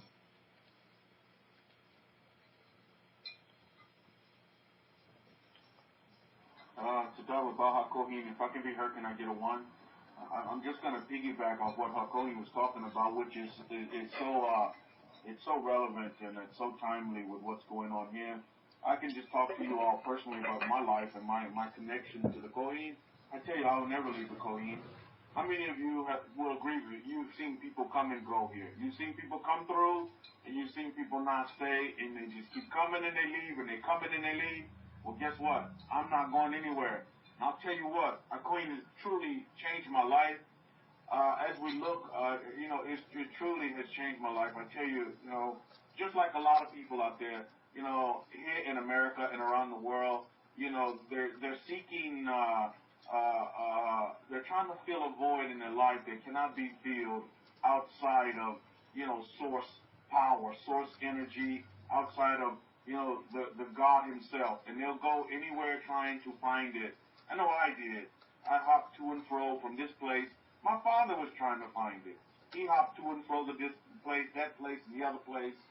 Hakohen said something in his lecture. He said, pay attention. Well, I would like to add to that. Do you want to pay attention or you do attention? I think a lot of folks are paying attention. Not many people are doing attention. And that's what, it doesn't pay for you. And I said this last lecture, and I hope you all meditated on this as well. Here's the question. I'll say it again. I'll bring this question up to you. Is knowledge power? Is knowledge truly power? Think about that for a minute. Is knowledge truly power? And I'll tell you, I sought out knowledge a lot of different areas, a lot of different places. But is knowledge truly, do you truly have power with knowledge? And I gave you all a hint, which we should all remember in our history as we look back on the Garden of Eden, as we look back on the tree of knowledge of good and evil. Again, you go back to that tree in the garden, and that will bring, and that is the focal point for truly answering the question, is knowledge really power? Think about it for a minute. It's because of the ploy that was played and the ploy that was deployed upon, the creations in the garden. The method was knowledge. The method was to think like God and to be like God. And to take of that, and to partake of that tree and break the commandment that was given, put us into a state of outside of God. So think about it for a minute. And when you assess your lives as well, would you say that knowledge has really been power in your life? Or you just acting upon instruction or guidance that has really helped you? I mean, just truly think about this for a minute. Because when we look at this Parsha, which is so apropos to this time, we look at this Parsha title, we see the name is what? Yithro or Jethro. How many of you know why Jethro was given a title of a Parsha? Why was Jethro given a title, Yithro? Why was he given a title for Parsha? Why? I mean, what did he do that was just so super exciting or just super important that he was given a title? Anybody tell me? You Torah scholars, you Torah students out there who continue to learn and understand? Rabbi Zakari says, I will take understanding for 500, Alex. Oh, indeed. The word says, it's not so much that you want to know, but what you do with what you know. Oh, indeed. And I have done a lot with what I've known. I've done a lot with what I've known from Hagee. I've done a lot with what I've known from Kenneth Copeland. I've done a lot of I've done a lot of what I've learned from the priest when I was a boy at one time in Catholicism. But again, you have to put all of these things together. And I'm going to talk about it. It's so important that we understand is that our way of life is a pattern. How many of you would agree with me that the way of life of not Judaism, but of the followers of Moses is a pattern? You put up a capital P if you agree with that. And I'm telling you, this pattern applies in every area of your life. It's about a pattern. When you find that, and I thought about this last night. So when you find that music, every person has a song within them. And once you find that song, I mean, your life just becomes so beautiful. Your life, you have become so happy. So when you find that music, or you find that pattern, stop your responses, by the way. But when you grab hold of that pattern, and I mean, you see that pattern, Eddies, I'm telling you, the markets are the same way. I mean, you look at a chart, it's the same way. It's a pattern, isn't it, Eddie? You can see it. They talk about it. The successful and hedge managers, the successful, bankers, they understand these patterns that they see in the markets, albeit Forex, the stock market. When you understand the pattern, the game is over with. And the same way, more importantly, with our way of life, when you understand the rhythmic pattern to life and truly how you're supposed to live it and live it more abundantly, my goodness. But again, it's getting to that point of understanding, right?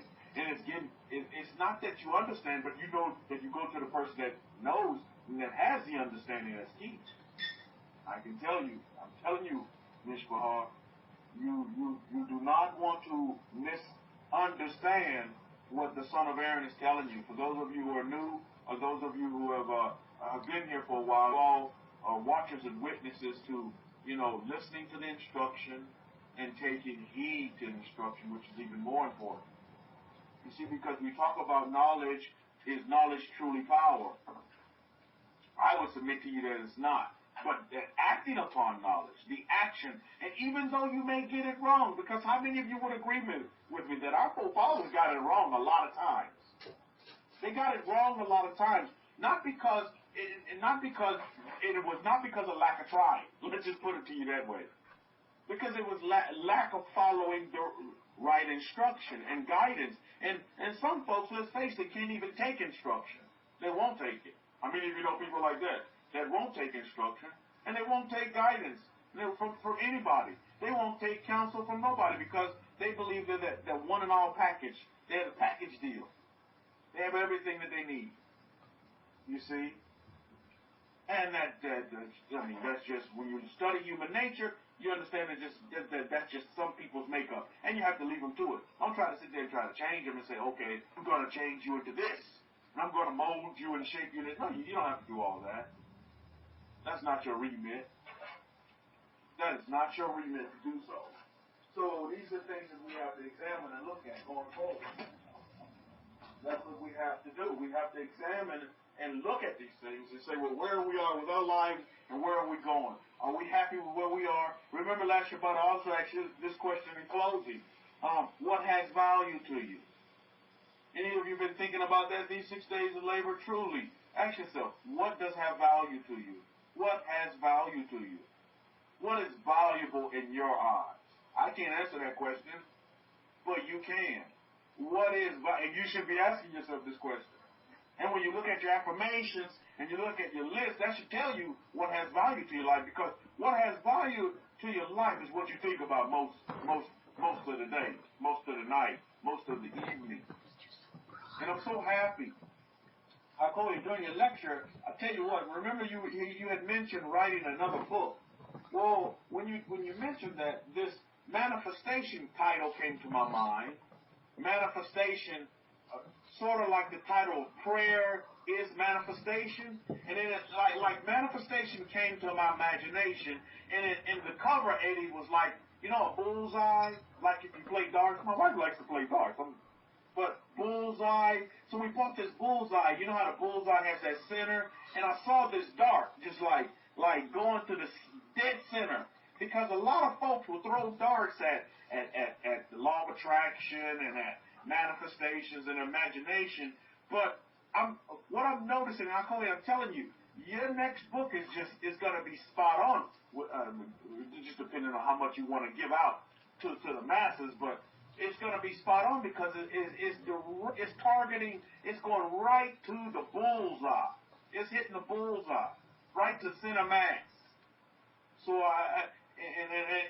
Law of Attraction versus the Perfect Law is a great book, but yeah, it's the brother that's going to need a sister to it, to really, target and bullseye exactly what a lot of folks are doing. And I tell you what, I know you would agree with me, a lot of folks are wasting a lot of money running behind the law of attraction, and they're just throwing a lot of money away. How many of you in your meditations, or just in your thinking, you think, wow, like I always said, if I knew what I know now back then, it would have kept me, I would have saved a lot of money, it would have kept me out of a lot of trouble, and blah, blah, blah. How many of you agree with me?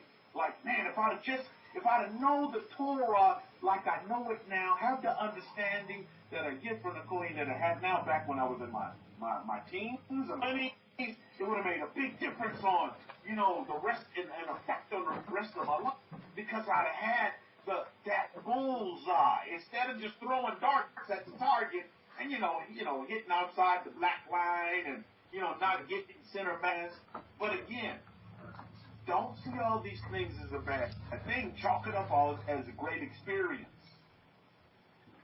You see, you needed to go through those things so that you, like I mentioned, so that you'll be able to help somebody else. And when you look at Yithro, how do you think he was able to help Moses? Revelation just came to him like from the Okma. No, Yithro had a lot of experience, if you would agree with me. He was a priest, a Kohen, a Midian. He wasn't a Kohen for the clans of Israel, but he was a priest in his particular religion or way of life. And he had a lot of experience. How many of you know about Yithro's background? How many of you can tell me what's on Yithro's resume? What do they call them in the UK? They don't call them resumes. They call them, there's a number that they give them in the UK. When they ask them for your resume, America calls them resume. But is it called a 41 or some kind of number they call it for your resume when you want to show somebody your CV? There you go, Chadasha. It's the letters. On Yithro's CV, what's on Yithro's CV that you all know of? Anybody tell me? Who did Yithro work for? Well, I'm giving you all kind of hits. Okay, Egypt. Okay, what on the CV with Egypt? So Lord Princess is saying he was an advisor for Pharaoh. My goodness, thank God for the hidden truth break scrolls, or now what we call the Abrahamic-Faith Bible. And I tell you, if you don't have that, I'm telling you, people are phoning into us like crazy, and they want to get a hold of the Abrahamic-Faith Bible. I told you about the one guy who was phoned into us, and he had his underoos in a wad because, he got he had ordered it on Lulu, his Abrahamic-Faith Bible, and it didn't have the commentary. I mean, my goodness. This man, he thought it was the end of the world. He's like, Rabbi, what happened? I'm not getting the commentary. What do I need to do? I phoned Lulu, so I told him to just hold fire. And I've been letting it marinate. Now I see why I've been letting it marinate for a while, because I was going to order him another one on Lulu and send it directly, because, he's just not You know, he really kind of want to stay away from the credit card thing and blah, blah, blah, and putting his information out there. You know, some folks are like that. So we kind of help him along the way. So this is so apropos. So now I'm understanding why I had to wait for a while and let it marinate. How many of you understand this? Is when you have problems sometimes, if you just, or situations or experiences in your life, if you just sit on it for a while and just meditate on it, or just sit on it and just let it relax for a while, let it settle, is that things will become so clear for you. Abraham was saying, is it only a name change, or is there changes in the Abrahamic-Faith Bible? Oh, there's a lot of changes inside, not just the cover, but inside. Inside, there's been some additions. Now, just like Akoi's saying, he's limited by making additions. And I'm trying to explain this to the individual after I got clarity from Akoi as well, is that he's limited by the commentaries. He can only put so much in there because he's limited by the number count. He's limited because he can only, number-wise, have so many characters in a book that qualifies, that meets the criteria that's acceptable for the publisher. So that's why. So there's changes here. So some things he has to omit, while other things he can leave in there that's more relevant. Like the Torah, our Torah jewels, which is just totally, our Torah nuggets that are more important than, some of the history part that can be left out, because remember for us, it's the laws of Moses, the Torah that's king. So the commentary there is important. But a lot of folks, like this older man, he wanted the commentary in the New Testament. He wanted it in the New Testament as well. He was missing it, and he was like, oh, my goodness, And so now we're going to get him situated. No worries. But again, it's so important that you have the proper instruction before you so you can act. Many of you have had instruction and guidance, and you've acted upon it. But it was the wrong instruction and guidance. Am I correct? So you were acting upon wrong, thus leaving you even more wrong and more confused. When you were out there, wandering sheep, or before you even realized that you were a sheep. You were out there, so I think, okay, I'll go ahead and we'll give you the mic. Okay, Toda for that. Just to quick explain what has changed. I have definitely changed a few things in the Bible. A few verses had to be changed because let me explain to you what happened. I had this person write to me, and he was homosexual, and he complained about the translation in the Bibles, generally out there. And he asked me, he said, why didn't you fix yours to what it should say rather than what you have said? Because, my translation had fixed the commentary. A lot of the commentary was fixed, and he appreciated that. He said, I appreciate the fact that you've taken your time to put it right, but why is it that you haven't fixed the whole verse? And I said to him, I will look at that for you on another time, and I will fix it.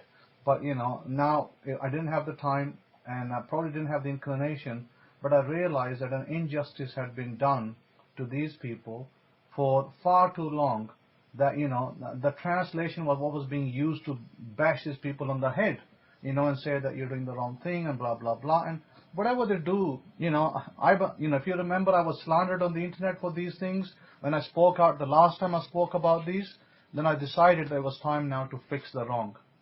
So directly the two verses related to Leviticus 18:22 and Leviticus 20:13 have been changed now.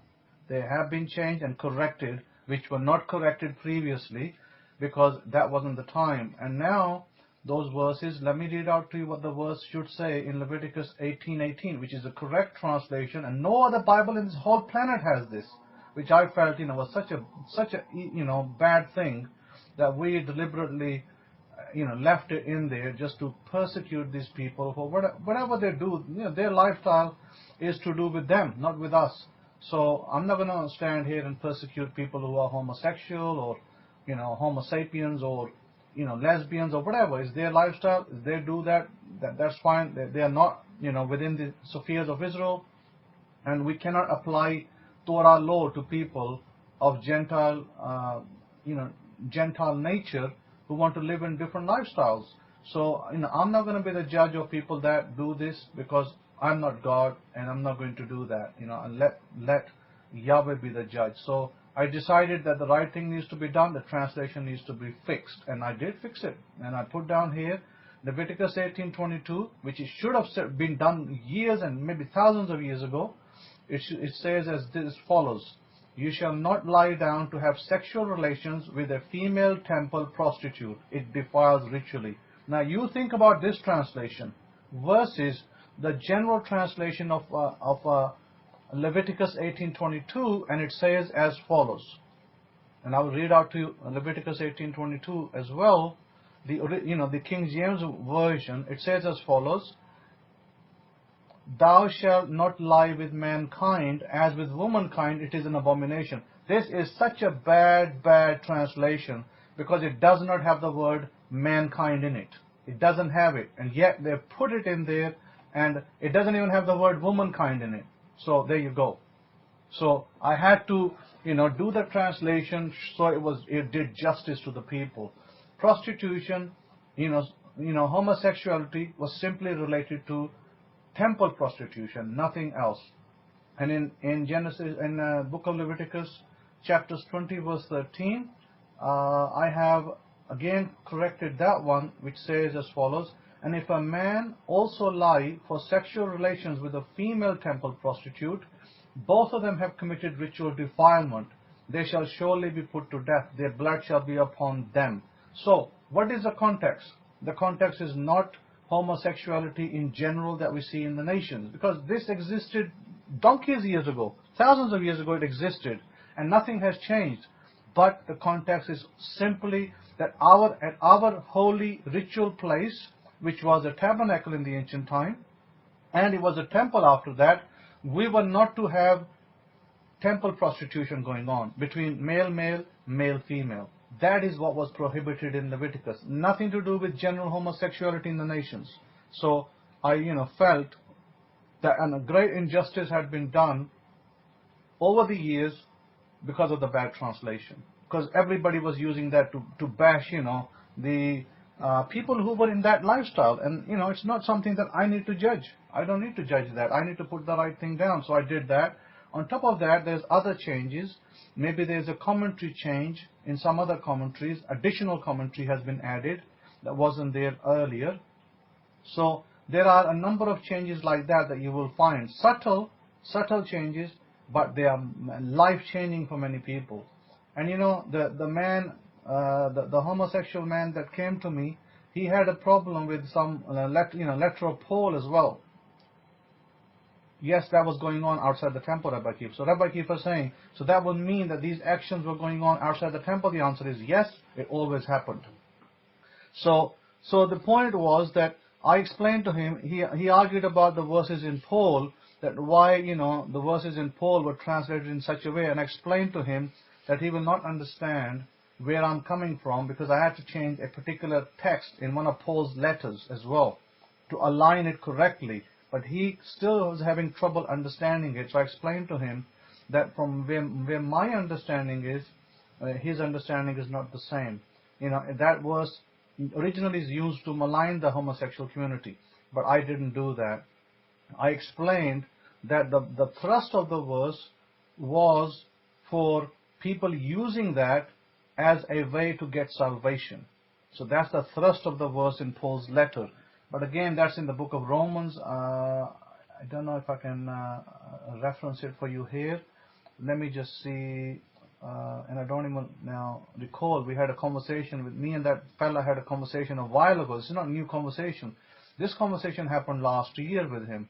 And I just, simply put it on my agenda that I'm going to, look at those verses and see where a translation error exists, so I can go and fix it and make sure that it is actually in the correct light and not in the wrong light. So I think it was chapter 1 in the book of Romans. There was a verse there that a lot of Christians use today to bash the homosexual community. Again, my whole thrust, like I said, to do this was to fix what was done wrong primarily. And so I fixed that verse and I left a footnote comment in there somewhere. But then what happened, because I ran short of page space, commentary space, so in the Lulu version I had to remove the footnote, but I already changed the text. The text was changed. And I think it was, if I go down, verse 20 of chapter 1, for the invisible things of him from the creation of the world are clearly seen, being understood by the things that are made, both his eternal power and might, so that they are without excuse, because that when they knew Elohim, they esteemed him not as Elohim, neither were thankful, but became futile in their imagination, and their foolish heart was darkened. Professing them to be wise, they became fools, and changed the glory of the incorruptible Elohim into an image made like to corruptible man, and to birds, and four-footed beasts, and creeping things. Wherefore Elohim also gave them up to uncleanness through the lusts of their own hearts, to dishonor their own bodies between themselves, who changed the truth of Elohim into a lie, and petitioned and served the creature more than the Creator, who is blessed forever. Amen. And for this cause Elohim gave them up to vile affections, for even their women did change the natural use into that which is against nature, and likewise also the men, leaving the natural use of the woman, burned in their lust one towards another, men committing shameless acts with other men, doing that which is shameful, and receiving the due penalty for their error. And even as they did not like to retain Elohim in their knowledge, Elohim gave them over to depraved mind to do the things which are not. So that was, one of the verses that he questioned, and I kind of like put a footnote here, and I fixed the verse and put a footnote, but I think it looks like I had to remove the footnote afterwards because of that, due to my, again, issue of I didn't have enough space, page space, and I was running out of page space, so I decided that I had to, unfortunately, remove that footnote. And I think, let me see, because I have the footnote in my other Bibles, the longer version, and I may have, I did leave the footnote in there. And basically all that verse meant wasn't talking about homosexuality or lesbianism. It was talking about women that stopped producing children because of, remaining beautiful, and Yahweh gave them up to vile behavior to die in their sin. So the context for the verse wasn't towards homosexuality, but it was towards foreign deities, worship of foreign deities. That was the context of the verse, and that's what I actually put down in the commentary, that the Aramaic, the wording that it had in there was to do with the context of living, and it wasn't, you can't use those words to bash homosexuality, because it's not talking about homosexuality. So it's talking about other things. So this is a problem. The problem is context, and context was wrong. So therefore I tried to put a footnote around it to explain that what was actually going on was simply women had stopped having children. So when a woman stops having children, what do the Hebrews call that? Not having a natural lifestyle. Now it doesn't mean that they were having sex with each other, or women to women. It wasn't talking about lesbianism or anything like that. But yet today Christianity uses those verses to persecute those people. And then yet that's their lifestyle. What they do is their lifestyle, and it's not something that we need to judge. Because remember what Jesus said. The Messiah said, "Do not judge, lest you be judged." Do not judge, because by judgment you create resistance. By resistance you only, stop your manifestation, stop your blessings. So we want to steer clear of all of that nonsense that Christianity proposes to everybody, because we don't do that. Having said that, that's just in brief what has changed. And maybe there's some other areas of that Bible which has new commentary. And there are some verses that have been fixed up as well, which were in error in translation earlier. So those changes, some of them already gone out, and the ones that didn't go out to Lulu will go out today. So that's just the brief. So over back to you, Rabbi Kefa, to talk with the mic.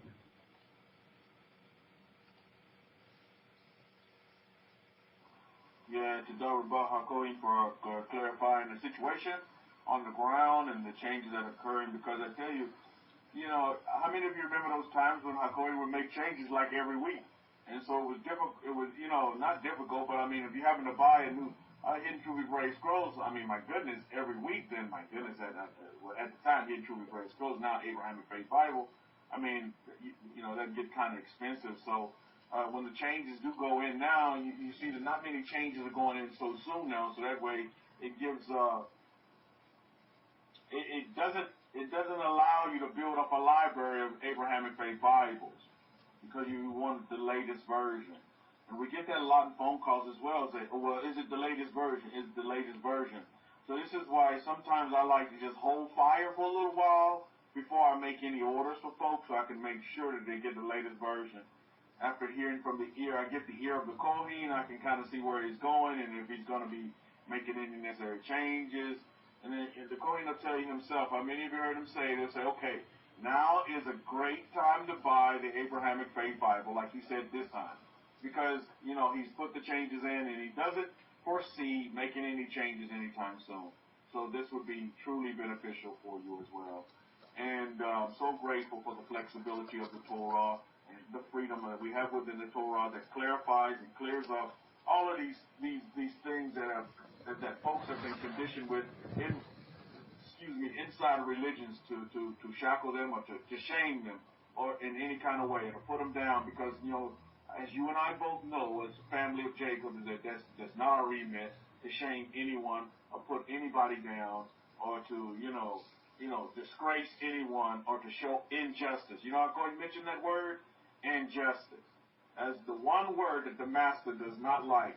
Injustice shown to another human being. We don't want to be unjust. We want to be in right standing, right ruling towards all. And we don't want to be put in the judgment seat, so we don't need to judge others as well. It's not our remit. That's not what we're here to do. But again, you see the mentality of a lot of these under the umbrella of Judaism or under the umbrella of Yah, the Most High, is that they use that to as a weapon. They're using it, they're weaponizing it, using it as a weapon, and that just doesn't work. I mean, I had a great conversation with a man that's a Catholic, and he's like, well, what sect of Jew are you? I was like, I'm not a sect of any Jew. I'm a doer Jew. That's what I am. If I'm part of any sect, it's the Jews that just do. We don't put titles in. He's like, yeah, I have the same problem with Christianity. With Catholicism. He said, I haven't been to church in a long time because I don't like what they're doing with the priest and things this, and the priests are into this, and he went deep into it. He went into where he talked about how they put restrictions on man. He said, you priests are men at the end of the day. You can't put restrictions on them that were God-given, to have a family. He said at one time it wasn't like that. I said, yeah, I know. He said, but then the church changed it, and now you put the restriction on men, and then it makes them go and do these other things and other behaviors, and he kept going on and on. He made great points and excellent points. I told him, I said, sir, are you happy? Just be happy with yourself. Are you happy with your life? It's not about going to a church, as you now know. I said, you have been going to the church. Have you been happy? He said, sir, I've been the happiest man I've ever been not going to church. I was like, well, good for him. Well, continue to be happy. Continue to be happy. Continue to fulfill your desires that once you want in this life, and lead the church to it, like you've learned. And so this was a Catholic man who said, no, I haven't gone to church in a while. I'm not happy with the church. I said, well, great. Well, you do what you need to do, make you happy. Do what you need to do. And at the end of the day, Mishpahad, we all know it all boils down to choices. It all boils down to choices. But again, would you rather want to make your choice on a good advice, good counsel, or good guidance, or would you want to just make a choice on your own? You see? Or would you just rather make a choice on your own? Because a lot of us, I've made choices on my own and they haven't turned out so well. My record is probably like at 30%. But make choices based on what? Based on good guidance, great instruction, great advice. How many of you in this room have taken advice from somebody? Now listen, this lecture is all about, when you look at it and you sum it all up, you look at this Parsha Yithro, that Moses took advice, didn't he? Didn't he take advice he took advice from a Gentile, and I know he did it, he had some jokes about, the father-in-law, the mother-in-law, father-in-law jokes or whatever, where he talked about, he talked about this one joke today kind of ties in with it, where he talks about, how did the mother of the son know which daughter-in-law was the one that her son liked? It was the one that she didn't like. So, you know, you get the in-law jokes that are, you know, laughable, but most of the times the jokes are laughable because of the fact that in-laws are not liked. You know what I mean? But again, as you see here, in ancient times, Moses liked his in-law, his father-in-law. And how did he like him? He just didn't say, I like you. The Torah tells us he heeded the advice. If you read your Parsha, he heeded the advice of his father-in-law and the master. Yahweh thought the advice was really good as well. You see, so again, I think it's very important. The lesson that we can get behind this is that advice, it's all about advice. I'm telling you, I've been so benefited by the advice of the Kohen. Right now, I mean, I'm celebrating today of my 5-month-old son on the advice of the Kohen. Now, our Kohen gave me the advice, but what if I would have never acted upon that advice? I wouldn't have that 5-month-old son here with me right now. Not Sean. He wouldn't be here. 5-month-old today. Baruch Hashem. I give thanks to the Creator. More importantly, I give thanks to my Kohen in the gate, who gave me this advice many, many years ago. Now, the fruits of his advice is, I mean, it's just coming in like a whirlwind. You know what I mean? But it was the advice. I took counsel from the Kohen. I took his advice. He said, you know, Kefa, you need to have a son. And I'm thinking, and I'm married at the time, and my wife's tubes are tied. Not tied, they're burned. My ex-wife. And I'm like, my goodness, well, how's that going to happen? You see? So again, but I heeded. You see, again, this is why okay, Kohen gave me the knowledge that I need to have a son. I wanted to have a son. But what good is that? How powerful is that knowledge if I don't act upon it? See, I'll give you a great example. Boots on the ground. And not only that, I firmly believe that my family has been sheltered and saved off of the advice of the Kohen in the gate. Because right now, in the building where we have a house in China, it's all full of coronavirus. You know, but I tell you this, my mother-in-law, her and my brother-in-law over there, they're protected. Why? Because I'm scripting it. It's already, and they're taking heed to the advice that I'm giving them and the counsel. Boy, they're doing everything I'm telling them to do. Because I received the advice and the counsel from my colleague. And all of you as well. You don't take this information and you don't hoard it and you don't keep it just for your house, but you tell others that are around you. Didn't we talk about this last Shabbat? How many of you are telling others that are around you? Because again, our colleague said it. Fear weakens you. We don't want a weakened state environment and neighborhood. So you need to tell others around you, hey, onion in your house, colloidal silver, Baruch Hashem. I bought this little device from Canada. I make my own colloidal silver. I got test tubes over here and beakers and stuff. I make my own colloidal. With the little rod you stick in the water, I make my own colloidal silver. But you can buy it as well. I mean, do these things that are necessary. And now I find that even my family, that they're leaning upon me. Hey, I'm starting to get this little cough. Any advice? So again, I give out the advice. And these were the same people that didn't want it to me because they thought I was demonic. Because I don't eat pork anymore. Blah, blah, blah. But again, you see, now there's asking, I don't shut them off. I don't say, okay, no, you were mean to me, so I'm going to take my ball and I'm going to go home and I'm not going to play with you. No. That's not what we're here for. Just like you heard our Kohen said, and we will shout this from the rooftops until the master returns. You're supposed to be a light to the nation. So you're supposed to instruct and tell others about these things and give advice and give counsel. That's our way of life. That's how we live. Not to sit here and hoard it for yourself. Well, I have this information. I'm not going to give it out. Woe unto you. What kind of witness are you to the Torah of Moses? How are you claiming Abraham as your father? You know anything about Abraham? If you would look at his CV, if you look at his resume, what would be the biggest thing that you would see on Abraham's resume? Is that he left his doors open at all times. He was better than Motel 8. He left the light on at all times for anybody and everybody. And he fed anybody and everybody. The greatest humanitarian you ever want to meet, in my opinion, is Abraham. We can learn from him because he's our father. He's the father of our way of life. So if you just here to get some mamby-pamby, the scripture verses to give you goosebumps, you're in the wrong place.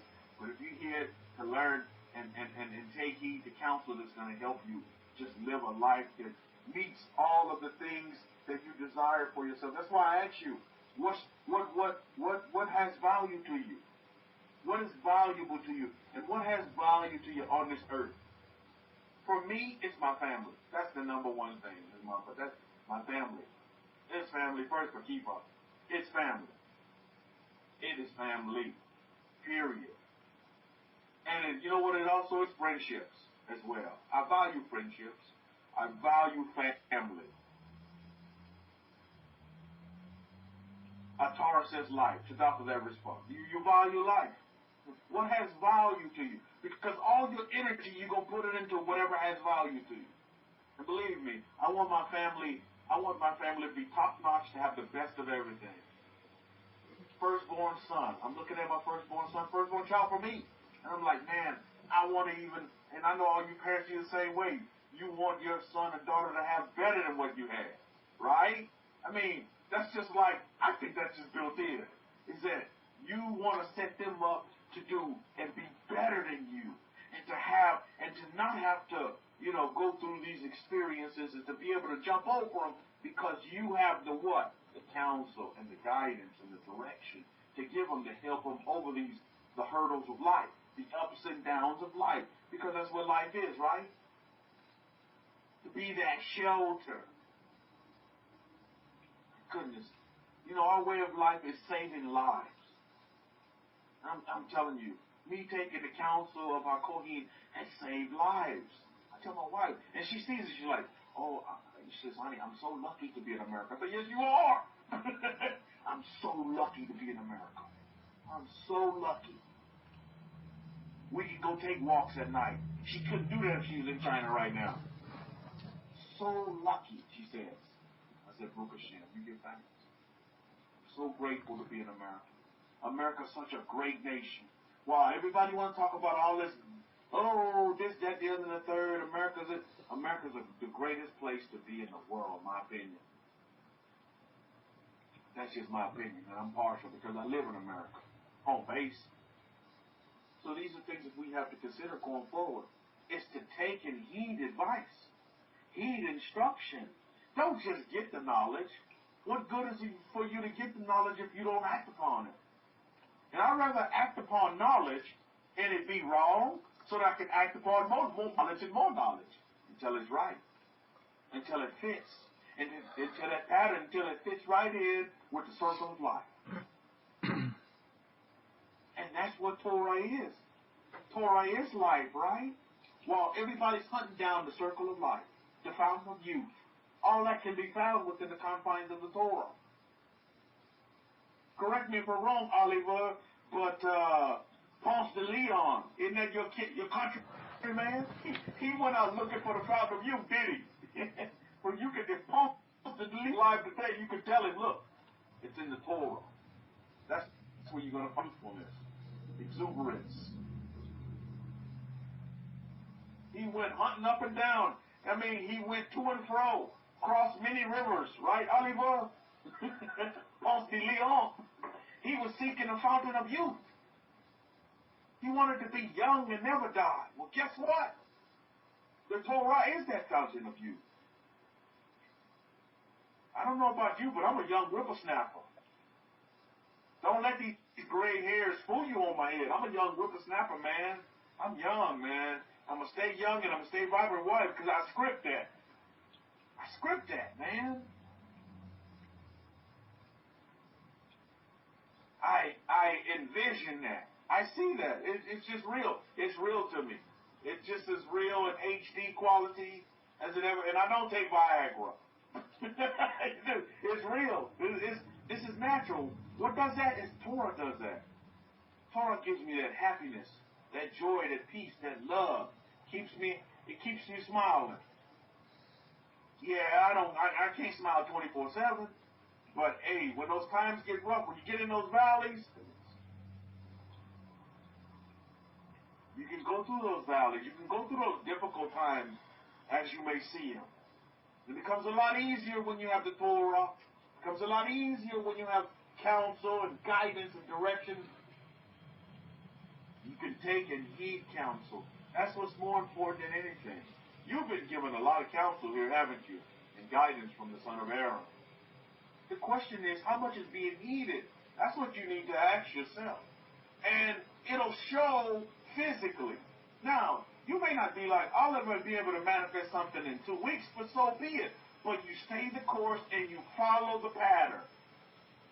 I tell you what, from what I see sitting here, from my perspective, is what I see is that most people, I mean, they try really hard to do.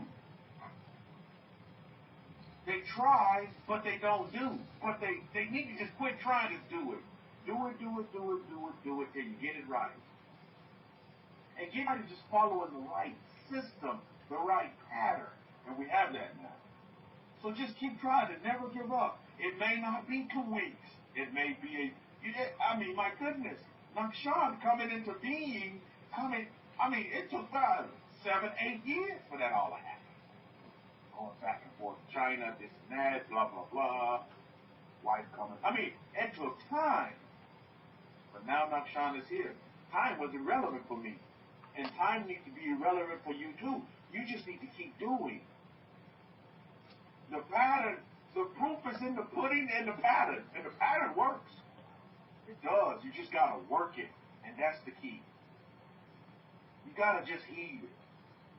You got to eat it. And just like Moshe did, just like Moses did, he listened to what his father-in-law said, and then the Torah tells us he put it right into action. He instituted it immediately, you see. Because, first of all, we have to be able to say to ourselves, just like Yithro said, he said, hey, what what you're doing is not the right way, and I'm paraphrasing. See?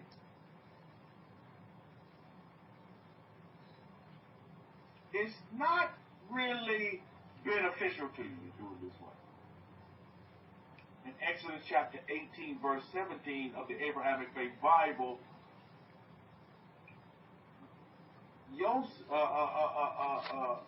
it's put this way. So Moshe's father-in-law said to him, this thing that you do is not good. Boy, that's politically correct, right? This thing that you're doing is just not good.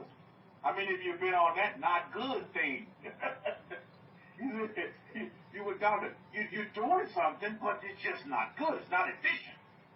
I tell you, this manifestation, direction, and instruction that we get from the Kohen, it's so efficient.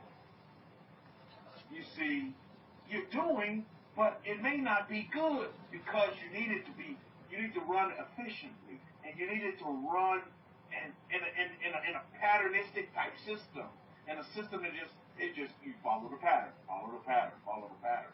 And how many of you know with the pattern, it can always be fine-tuned? And that's what's happening. Just like the Abrahamic-Faith Bible, it can always be fine-tuned, so you can get another update. Look at the dates on the Bible. Get the latest version. And that's what life is. It's patterns. It can always be fine-tuned. Patterns will always change. Systems can always change. Change for the better. The baseline of the system stays the same. I tell you what, effective prayer availeth much, right? Effective prayer. I never knew how to pray. Now, that I'm beginning to understand. So, were my prayers in vain? I wouldn't say they were in vain. They were just in ignorance. I just wasn't doing right way. I wasn't doing it effectively. You see, this is what Jethro is telling his son-in-law. The thing that you do is not good. Why? Because it's not effective. If you sit there from sunup, from morning to evening, just listen, how are you going to get anything done? And I appreciate the flexibility, as I was saying earlier, manifestations.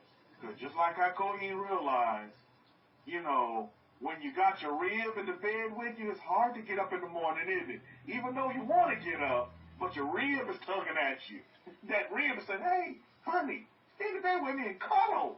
Just stay with me. And again, any man worth his weight, any husband worth his weight wants to please his wife, right?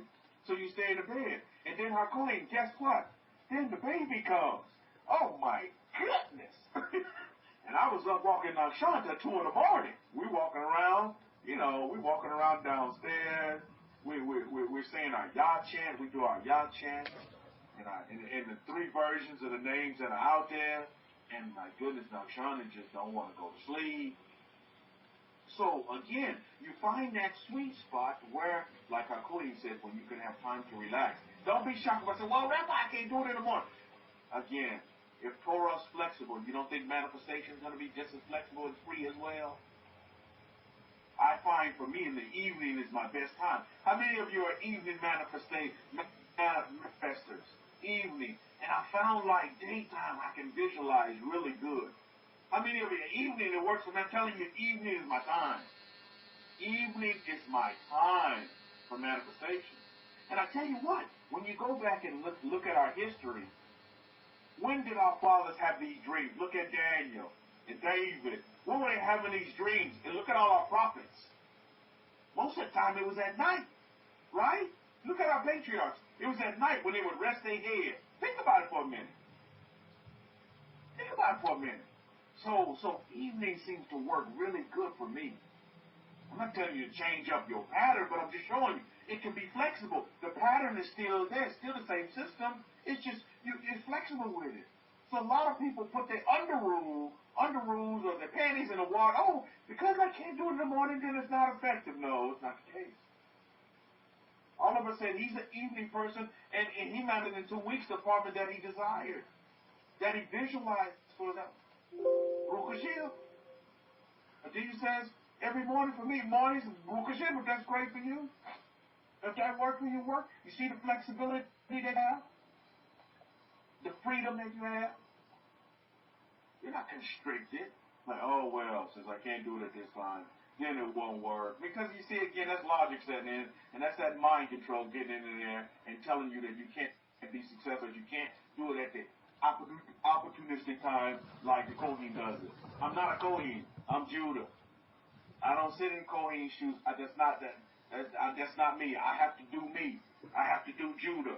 And how many of you know about Judah? Judah had some rough times. Judah, our family, we had some rough times, yet we had some good times as well. But again, yeah, sometimes we didn't follow the system, but we always came back to the system. We will always come back to the system. Because we understand that the system works, that the patterns work. Sometimes we get detoured. And that just happens. That's human nature. You're going to get detoured. But I submit to you today, I want you to look at advice today and be able to take it from anybody and everybody, because you never know what advice will work for you and how it comes. Always be open to advice. Take it in. If you feel like it's going to work for you, fine. If it doesn't, then discard it and move on. Don't get bogged down by listening to one person's advice. And if you notice, that's what Christianity is summed up. Is they listening to one person's advice. Who's that person? Pastor. Only pastor's advice. Pastor said this. Pastor said this. Well, have you ever took any other counsel? No, it's what pastor said. But pastor said, so pastor must be right because pastor is pastor. But it's following pastor faster. No, it's not.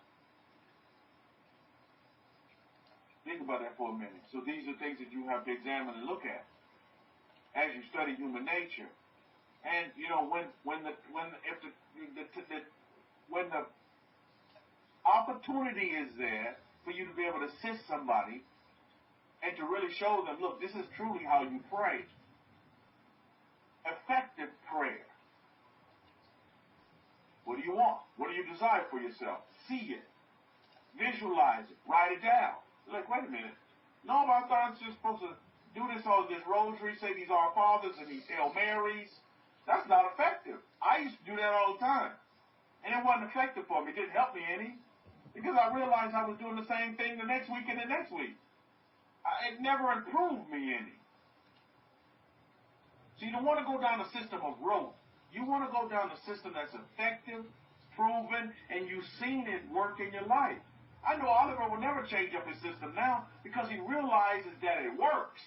And when you find something that works, you don't need to recreate or reinvent the wheel. You just keep rolling with the wheel. And I'm pretty sure Oliver's not stopping at a new apartment. There's probably other things on his list as well that he's going to knock out as well. It may not be as fast, but he'll continue to follow the system and the pattern because he realizes it works. And just like all of you need to realize that it works. Now, show of hands. How many of you as well, the system and the pattern has worked for you already? You're following the Kohen, you're following his instruction, his guidance, and it has worked. You have actually manifested something. Anybody show of hands? Okay, so now you see the evidence is on the ground. The evidence stares you in the face.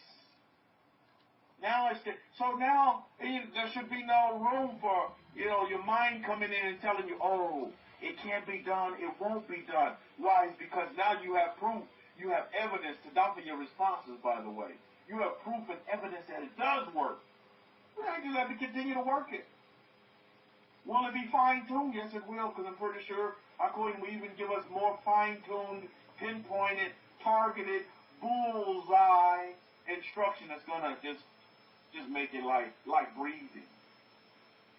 We take those deep breaths. We breathe in with our stomach. You see? It's gonna get just like second nature, just like breathing, just like talking.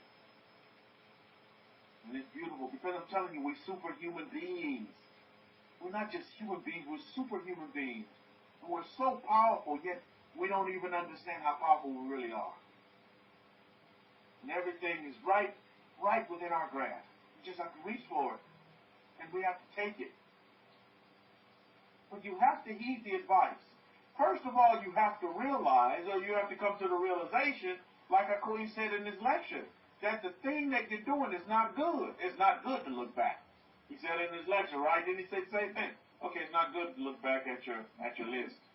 So you always write a fresh and new list. But it's not good to just keep looking back. Isn't that in our history? We learned that from Lot and his wife, right? Not to look back, correct? So again, these are patterns. That's a great example, again, of the patterns that we have in our history. We just must follow the patterns. Do you all see it? I hope you see it. It's HD, crystal clear quality for me. I see it. It's that we just must follow the patterns. The patterns have the purpose. You must be purpose-driven to follow the pattern, the system. Hakohen is laying out the system for us, and I'm so grateful. I've seen the system work in my life, and it continues to work. I'm telling you. Hakohen is right. We can be billionaires. If you don't want to be a billionaire, you're just happy being a millionaire, you can be a millionaire. Whatever makes you happy, but all of you in this room have the capacity to do so. And I'm included. I have the capacity to do so, and I am. I am, really. Because I understand, because at the core of me is what? What has value to me is my family. And believe you me, I'm going to leave my family in a better place than I found them. And their children's children in a better place. Because I'm equipping them with counsel that's going to ensure their viability and their success, and whatever they want to do.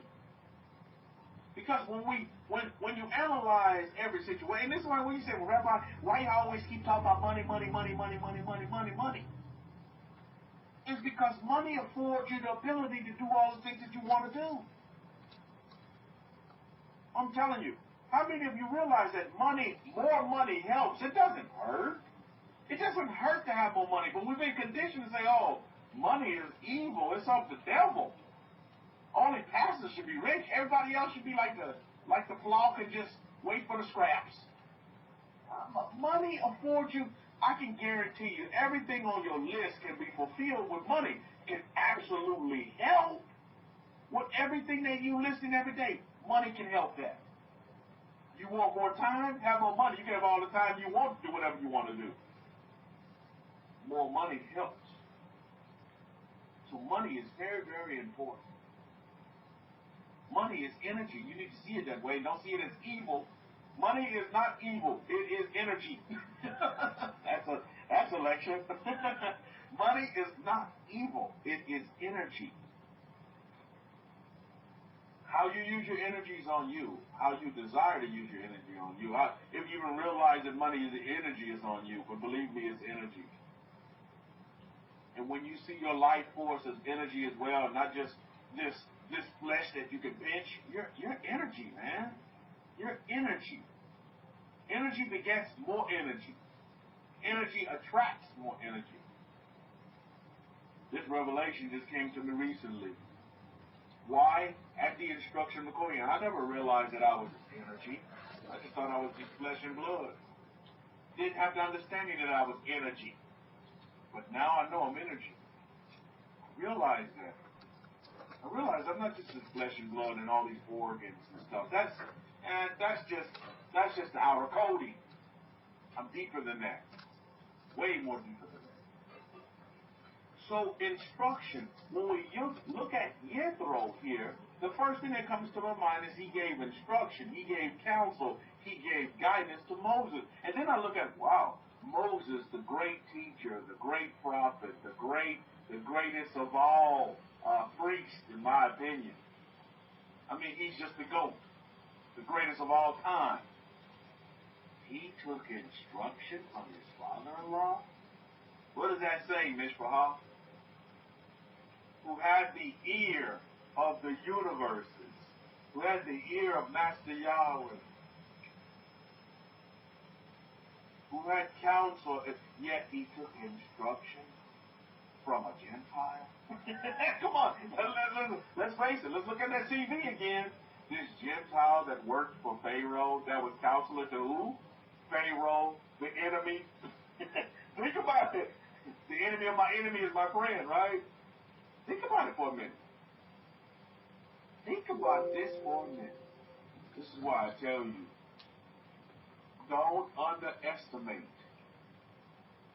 the sources or where your let's just say advice, your counsel can come from. I think we talked about this last Shabbat.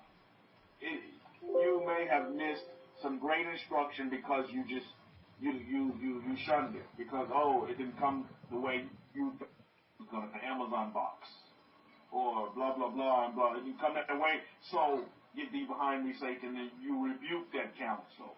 You rebuke that instruction. Don't be that person. You can receive instruction from a Gentile. Don't get caught up on that condition that you received in Judah.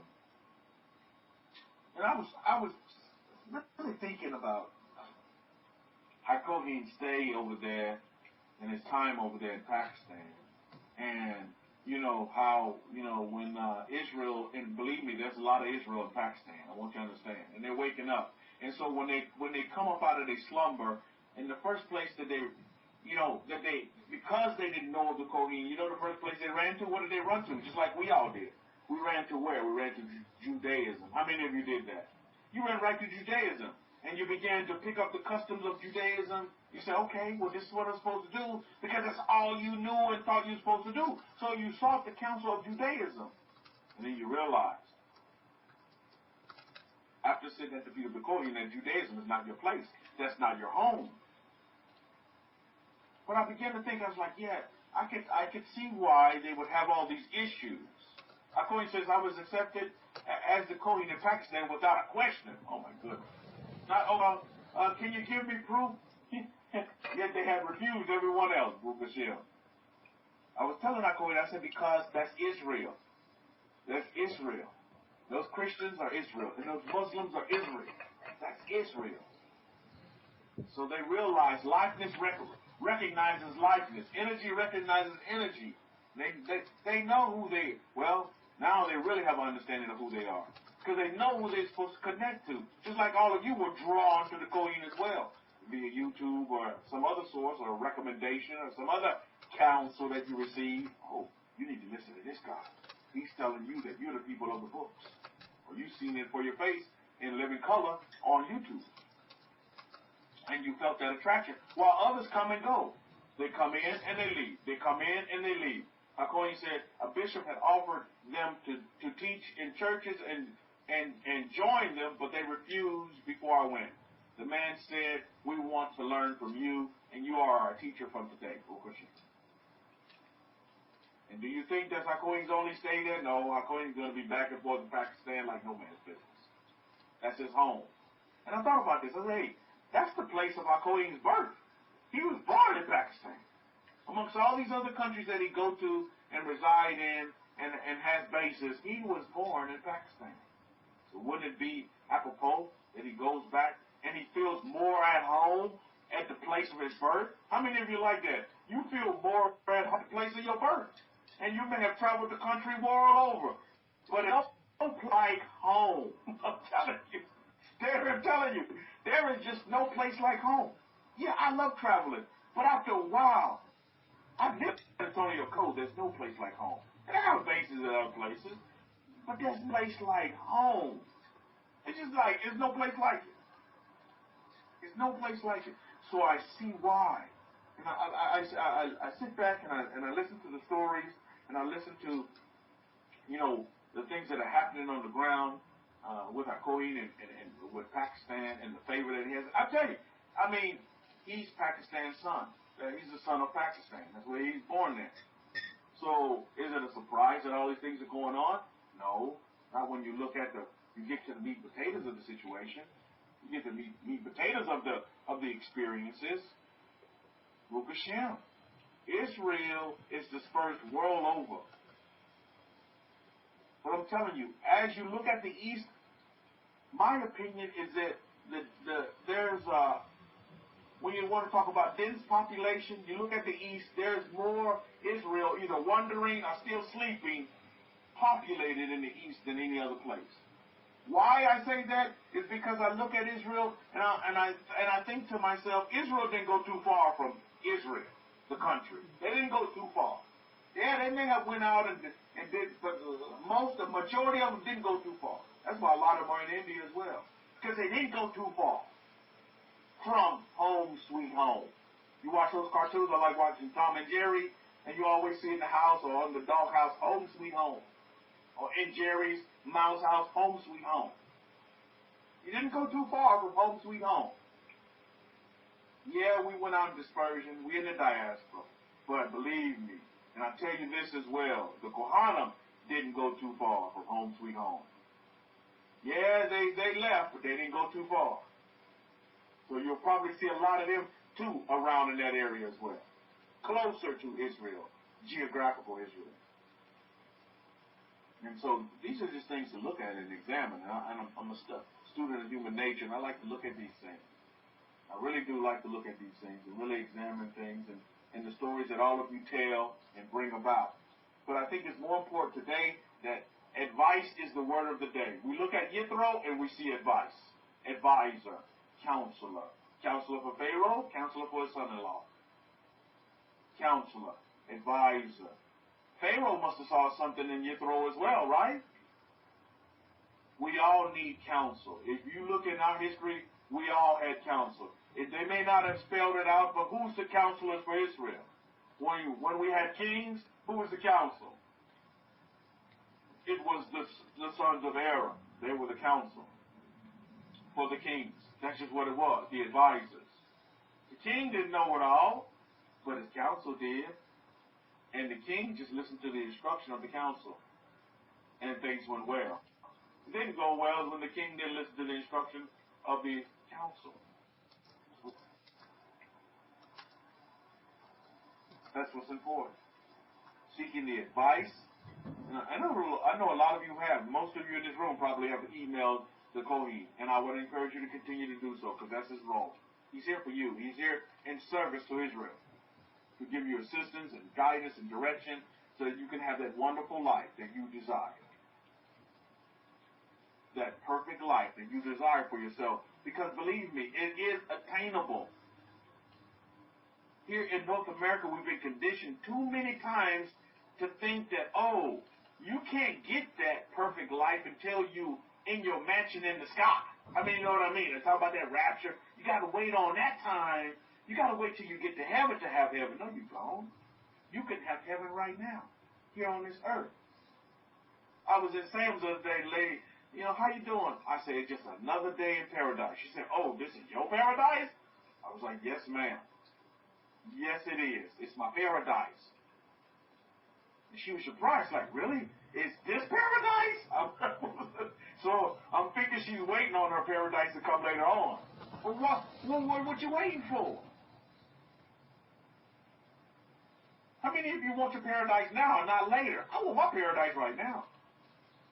I have my paradise right now. Well, why do you have to wait for a paradise?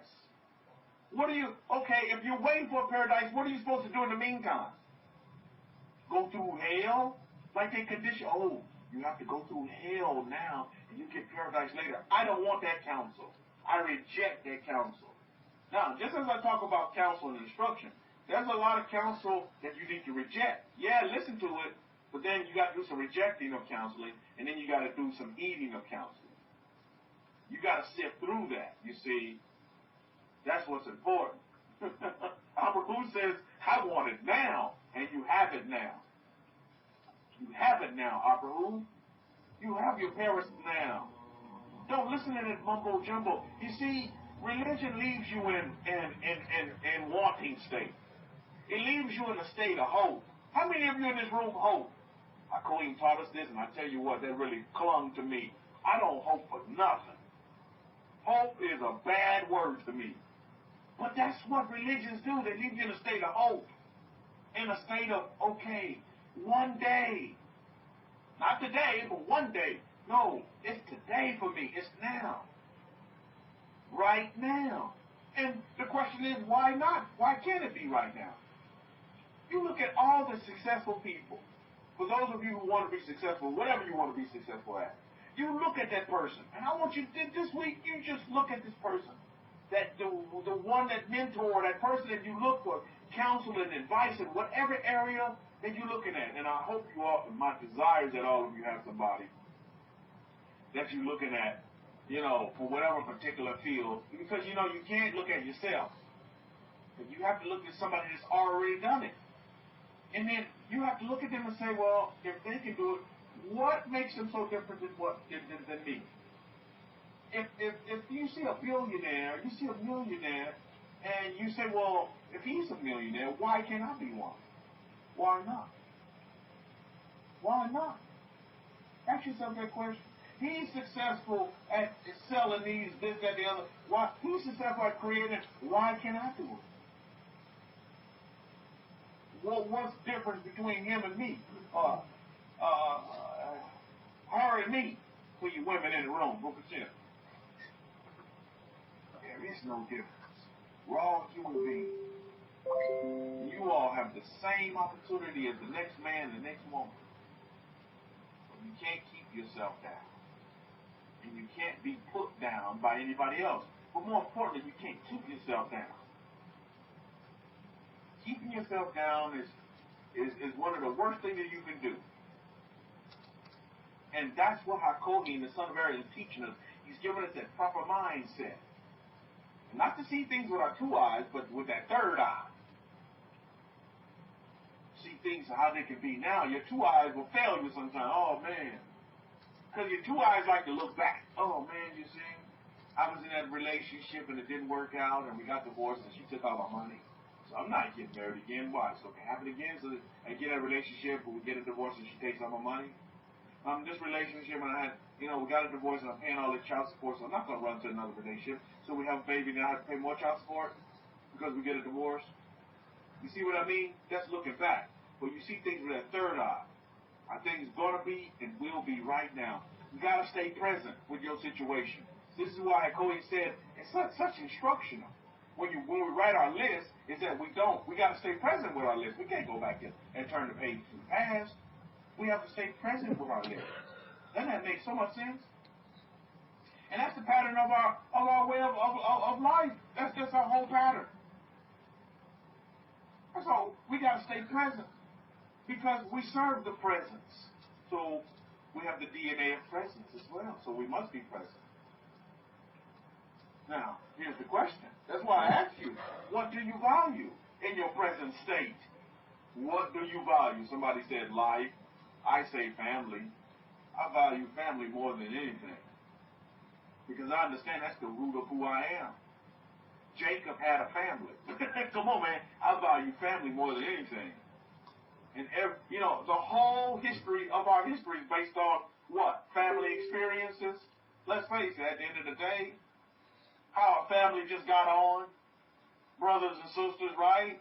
At the end of the day, that's just what it is. When you look at our history, and just the family, what? Expanding, growing, and stretching out, and begatting and begatting and more begat. This is why I ask you the question, what is important to you? What has value to you? And the question with knowledge with power, knowledge is power, to me that's a bunch of pig water. Knowledge is not power. Doing is what gives you power. Even if you're doing and you're not doing so right. Because I look at my life and I realize that I was doing in that prayer closet, shabba doing and shaking like Owen talked about it. Owen talked about that shaking. I used to do that too. I used to be shaking in my prayer closet. Oh, I feel the spirit. Oh, getting a little goosebumps. I said, yeah, I'm getting close.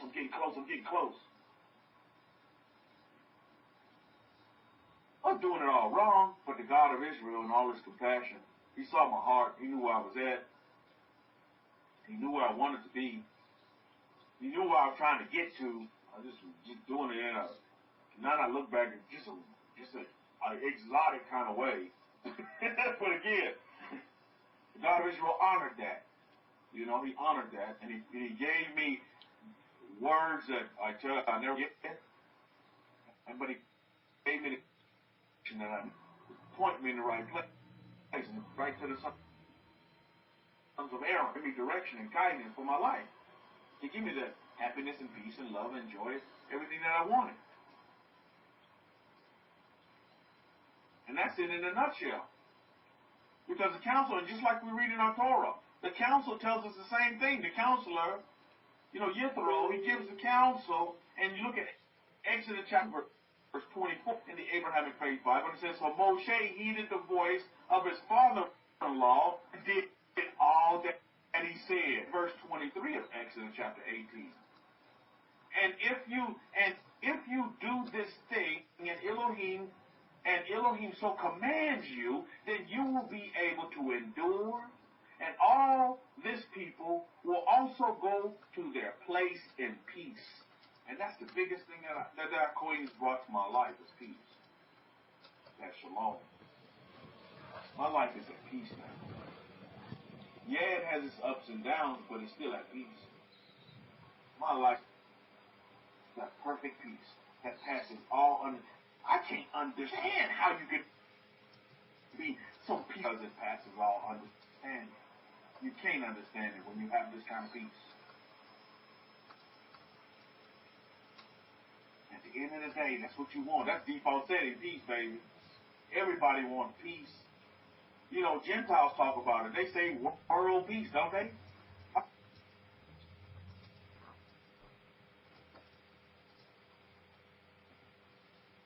How about world war? Can we bring peace to a situation?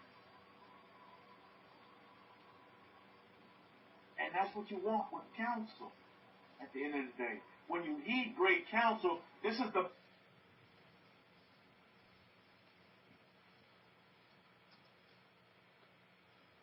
byproduct. Every spiritualization will have a physical manifestation to it. If I'm going to present you something in the spiritual, it's going to show and manifest in the physical. And that's just the universal laws. This is what it is. And so peace needs to be behind everything. And that's the byproduct. You know you're on the right track when you have peace. How many of you in this room have peace? Put up a capital P. Say, yeah, I have that peace that you're talking about, Rabbi. I know exactly what you're talking about. Yeah, times get rough. Yeah, things get difficult, but now I have this peace about me. to where I can go through things, I can go through my situations, my so-called problems. Peace is, you go through them in peace. And you sleep well at night. And you sleep well at night. And you wake up the next day and you still have your peace. Now you know how to regroup. You know how to circle the wagons. You know how to gather up and gird yourself. We've been equipped with the pattern, with the system to do so. We just need to what? Put it into play. We need to take the advice and heed it like we're told in our Torah. Moshe heeded advice from his father-in-law, the Gentile priest. Not of his religion, but different religion, by the way. Come on now. So again, there shouldn't be this animosity between family members that don't agree with what you agree with. Find peace to the solution. They may not want to serve the God of Israel, so quit judging them by the God of Israel standard. Listen to what they have to say. Don't just excuse them all. Because then what kind of witness to you are you of the Torah of Moshe? And you're shaming or putting somebody else down because they don't follow the Torah of Moses. What good is that, Mishpah, at the end of the day? And I tell you what, Mishpah, stick close to your Kohen. Hang on to our Kohen in the gate. He's my Kohen. He can be your Kohen too. Yeah, there's enough Kohen in him for the whole world. Believe me.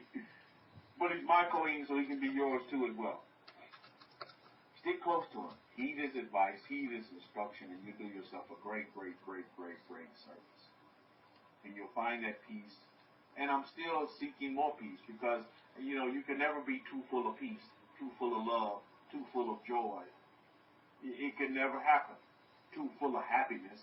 There's always more to give. And if you notice, because I'm a listener, I told you I'm a student of nature. What did Oliver say in his testimony? He said this. He wrote what? He said he envisioned that his wife was what? Don't write it, Oliver. I want everybody else to write it. What did he say? He envisioned that his wife was what, if you was paying attention? What did he envision that helped him manifest that apartment in 2 weeks? What did he envision? He envisioned that his wife was what? What word did he use? There you go, Eddie. That's somebody that's listening. He envisioned that his wife was happy. He said, oh, my wife is so happy. I'm telling you, take heed to what he said. Use that in your imaginations, in your visualization.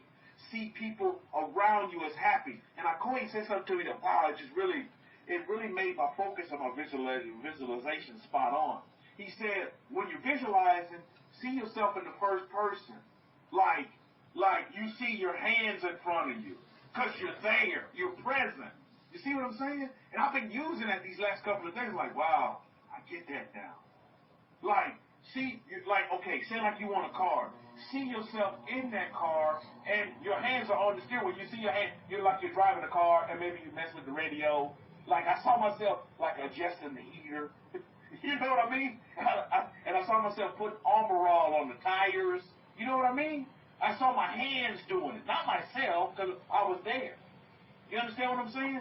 So I'm telling you, I tell you what. In the same way with my Forex trading, I was looking at it, and I just saw Eddie's. I saw the numbers on the account, and it was in the millions. I keep seeing the numbers in the millions. $1 million account. And not one account, but I had several like that.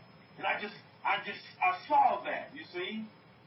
And so I'm telling you, it's going to be. It is. It is. It's going to be. But that's the way that's how real it has to get. Not in the third person when you're looking down from a cloud and you say, hey, that's me down there talking to my neighbor. No. I saw myself shaking my neighbor's hand. Like, hey, man, how you doing? Kohen said, make sure you see your fingers. Yeah, that's what he was telling me. He said, make sure you see the finger. Man, I'll tell you what. My goodness. So that's what you need to do. And if that becomes, I'm telling you, it's just real. It just becomes real. And you know it's real. And it becomes present. and it'll become now. That's what, and you just keep doing that. That's the pattern. You just keep doing it. You keep doing it. You keep doing it.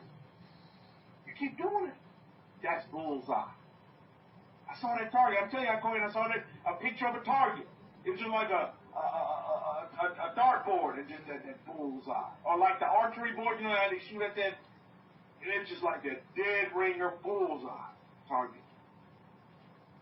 And when you shoot those arrows, and those arrows are your desires, your wants, your needs, your dreams, you'll hit it bullseye every time. Every single time. Well, I've been doing it, but it's been taken. Because don't worry about time. Time is irrelevant. You just keep having those visualizations and seeing those things just the way we talked about, and dreaming it. Just, I'm telling you, it becomes super real. Like it is real. Like it's now. It is real, Israel. It really is. So on that note, we're going to wrap it up. But, advice, heed it. Heed the Kohen's advice, and you'll do yourself a great service. More information to come on the plates. I'm going to wait. I need to really sit down and write these things down and get them ironed out. But, yeah, we're going to have plates coming in, the copper plates and the stainless steel plates as well, with the names of the Most High, 72 names, and 10 commandments. Our form of the mezuzah, the real deal on the ground. So more information coming on that soon. I'll be able to really, nail down things, and then we can start placing orders. I'll give you full details, and you'll be able to start placing orders, and we'll just keep it moving. We'll keep it moving, Mishpah. So I'm going to turn the mic open. I'm going to leave it open for any questions at this moment. I'm going to turn the mic back over to our Kohen. But remember, when you think of Yithro, think of an advisor and a counselor, just what he was. He only did what he was, and he helped many people, Gentile and Jew alike. Remember that, Mishpah, as you go out in your 6 days of labor, because you may get some instruction from somebody, maybe an old lady, maybe a baby. Now, but again, it may be just what you need to hear to really push you over. Or remember, some you have to heed and others you have to reject. Because a lot of folks are not out there for your well-being. Believe me. So again, take that to heart as well. So take that to your head. So again, I'm going to turn it over to our Kohen. If you guys have any questions, our Kohen's back in America now, Baruch Hashem. He's back at base here in America for the moment. So, Baruch Hashem, welcome back again, our Kohen. But again, I'm going to turn it over to our Kohen, and we'll leave it open right now for any questions or, you may have. Shabbat Shalom and Shalom to you all, Mishpah. Todah for that, Rabbi Kefa.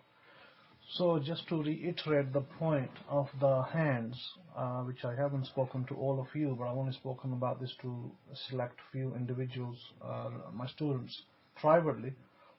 So in Rabbi Kefa's case, he's looking at a monitor screen. He's looking at a laptop, and he's looking at his account, his investment account, and what he's seeing is that he's seeing the numbers in the millions. That is good. And what he should be noticing is his fingers. He might have a ring on his finger, maybe a wedding ring, maybe just a regular ring.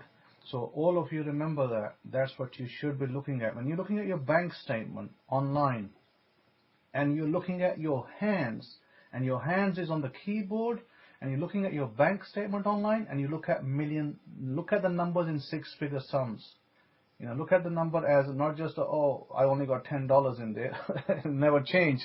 You look at your account having 6-figure numbers, 7-figure numbers, $1 million, $5 million, $50 million. Keep looking at that through your visualization. Make a part of your visualization every morning to do that as an act. And I had and from that, what inspired this conversation?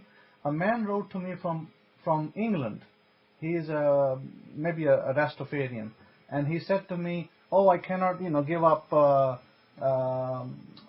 They believe that the king of Ethiopia, the one who died, Rastafari, he was the he's the Messiah, etc.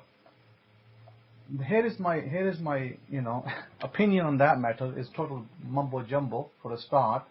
And I wouldn't waste my 2 seconds for that man. Haile Selassie, thank you, Rabbi Kefa. He believes Haile Selassie is the king and the Messiah. Fair enough, that's his opinion. But listen to this. Haile Selassie never gave him a penny worth of anything, because Haile Selassie is dead. He never rose from the grave yet. Secondly, you know what the man said to me that was critical? He said to me, I am Jesus Christ. I said, okay, fair enough. If you are Jesus Christ, fair enough, go your merry way. He goes, I've suffered for the world. Then he goes, I suffer from, hallucinations, or what's that, schizophrenia. He's on medication. And he said, I only have £3 and, I don't know, he said £3 10 pence or £3 20 pence in my account. He goes, last time I checked, it was only £3 20 pence. He goes, Valentine's is on the horizon, it's coming up, and Rabbi, pray for me that I have more money. Well, how are you going to have more money if you don't, if you're not compliant to the Torah? You're making yourself Jesus Christ. Fair enough. Okay, I'm not going to say it's idolatry, because you do have Jesus or the Messiah within you. Fair enough. But then you're saying that I died for the suffering of the world. I'm suffering for the sins of the world. Well, you're putting yourself in the place of Jesus of Nazareth. You're saying you are dying for suffering, for their sins, Gentile sins and other sins. And now you're directly relating yourself to somebody who died and rose in the past. You're saying that you are that person. You see, but then you can't get off the ground where your account balance won't change from £3 10 pence to £3 20 or £3 30. Think about it. Think about this person's state of mind. And he's asking me to help him and pray for him to change his account balance. And so far, I haven't responded to his email. Why? Because I'm thinking, how should you respond to somebody like that? Because he is not helping himself. And he is not somebody who's in compliance with the Torah. And you know what I'm going to say to him? I think that you're best to, to seek advice somewhere else. Because, he holds Haile Selassie as God or, Messiah. And I don't have time for people like that any longer. And like I told you earlier, I would refuse to give information to people who are not compliant with the Torah. He's not compliant with the Torah. I don't know who he is. I've never heard, I may have heard from him maybe 6 months ago, a year ago. And he doesn't tithe, he doesn't give no tzedakah, he is not keeping the Shabbat with us, he's not keeping the festivals. I don't even know who he is. So guess what's going to happen? His mail is going to go in the dustbin. And that's where it's going to stay. I don't even need to respond. Silence is the best answer. Why? Because he's not helping himself. If he wanted to help himself, he would come from the right angle. And I think I may have written to this man before. I may have actually asked him to be, to do the right thing, and he hasn't. So why would I waste my time and effort for him? I wouldn't. So I'm not gonna, I may not even respond to him for that matter, because I don't see the need to. And like this, you get many emails, people claiming to be God and people claiming to die for the world's sins, and I don't have time for that. So coming back to the hands part, it is very important in your visualization that when you are envisaging a car, like Rabbi Kefa said, that you see your hands on the steering wheel, and you can see your fingers and you can see your rings. This is why before you do your visualization, you lift up your hands and you look at the back of your hands. Make sure you recognize the texture of your hands, and look at the front of your palms. Make sure you recognize the texture of your palms, because in your visualization act, you might be shaking hands with somebody and you see a ring that you're wearing, or you see your thumb. That's important. That will put you in the first person perspective, not in the third person. Don't see yourself projected on a screen. A lot of LOA teachers teach you to see yourself projected on a screen. That's third person. You will never manifest that way. That's a critical mistake. So always look at yourself as a first person with your hands in front. Now, you might be driving a truck. I think, James, you might be a truck driver, if I'm not mistaken. If you're driving a truck, you see your hands on a truck. If you want to be owner of that truck, what would you see? You would see your hands on that truck driving your own truck. Right, James? So James, you want to see yourself being the owner of that truck, being happy about it, that you're driving your own truck. And you have your wife maybe your son, maybe your friend, congratulating you. Dad, congratulations, you got your own truck. Thanks, son. Yes, I have my own truck. That's what you need to be looping it. You need to be looping it. Loop it. Loop it 5, 6, 7 times in the same imaginal act. Then you will get your imagination. Then you will get your truck. You want a business. You'll get your business the same way. Let's assume your husband's abroad. I mean, let's put the foot on the other way. Like Kefa's wife was abroad and she had to come into the country. Let's assume that you have a husband abroad and he needs to come into the country. What do? You see yourself hugging your husband at the airport. You're hugging your husband. Your husband's hugging you at the airport, whatever your airport is. Maybe Miami, maybe New York airport, maybe California airport, Los Angeles. You're there, you're hugging your husband, and he's hugging you. And that is your visualization act if you're trying to bring your husband over. It's actually so simple, but people are doing it so wrong at times. And that's why they are separated from their loved ones. Rabbi Kefa said that he saw his wife cooking in the kitchen, and today she is cooking in the kitchen, right? Absolutely. So, same way, you want to make an imaginal scene. Write down an imaginal scene, construct it properly on a piece of paper that I believe that this is the right way to construct my scene. So once you construct that scene, first thing first, do the midbrain meditation, then go straight into the imaginal scene.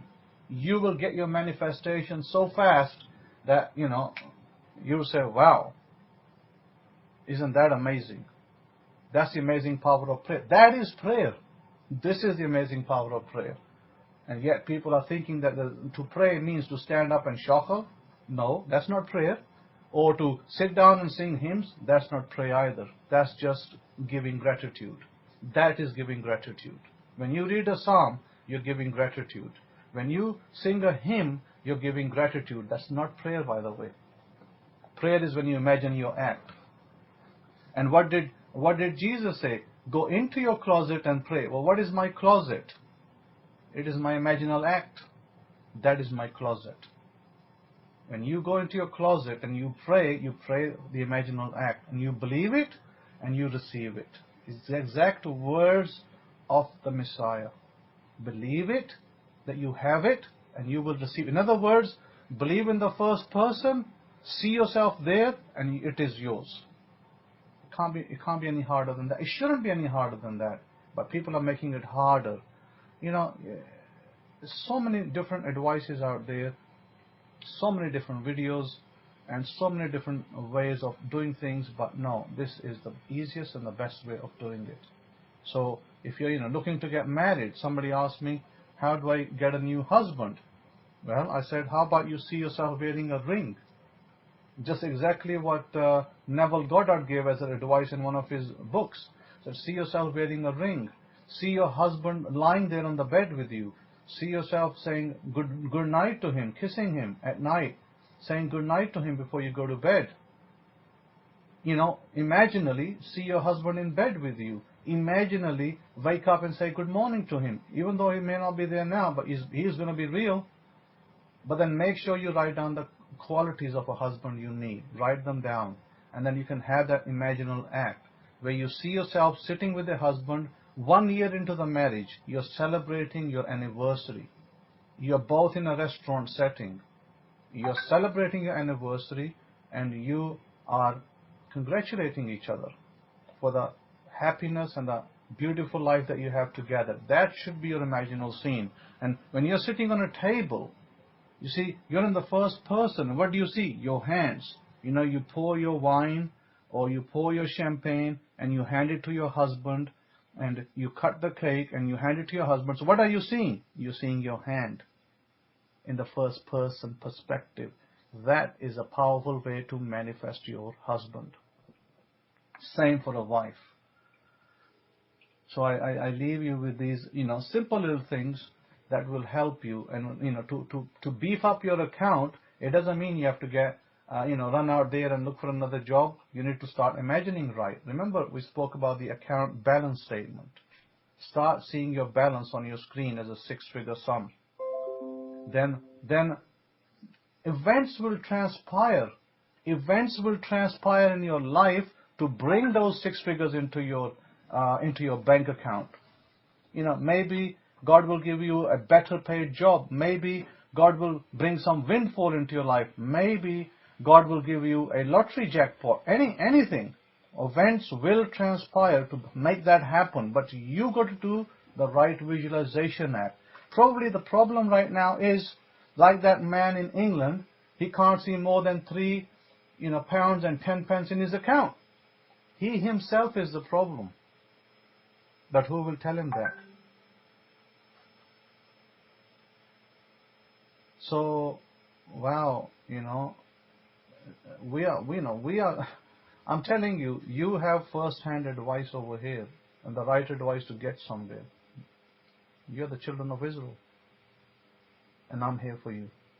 So with that, anybody that joins us from any family of the earth, because our holy scriptures say that through Abraham, all the families of the earth will be what? Engrafted and blessed, both. So we are here. And our doors are open. They're not closed for anybody from outside Israel. As much as Israel has the access to blessings, so do the nations if they want to receive it. Baruch Hashem Yahweh, today for listening. Stay tuned next week for another powerful lecture. In the meantime, enjoy your week, enjoy your Sabbath in North America, and those of you outside. It is evening time in the UK, so start to a new week for you guys. Have a great week. But remember, it's very simple. In order to meet your desires, make sure you write it down. What is it that you want? In order to remove negativities, what it is you want to remove. And in order to be successful, don't firefight. Don't think to yourself, oh, I wish I had $100 to pay that bill. Or I wish I had more than 3 pounds 10 pence to buy my girlfriend a gift for Valentine's. And I'm not running that person down. It's just, his whole view of life is wrong. And so where do you begin to fix somebody's view of life? From the very beginning. If a person can't see the Torah for the forest, I can't help him. I can only help somebody who at least sees the Torah for the forest. And then I can say, okay, let's build your foundation from the Sabbath. Let's start with the Sabbath. Let's build your foundation first. Then we'll do the rest. But if somebody is only looking for a handout, then I'm afraid it's at the wrong place. This is not a charitable institution for giving handouts. So with that, Todah, have a great week. Shabbat Shalom, Shalom, Shalom to you.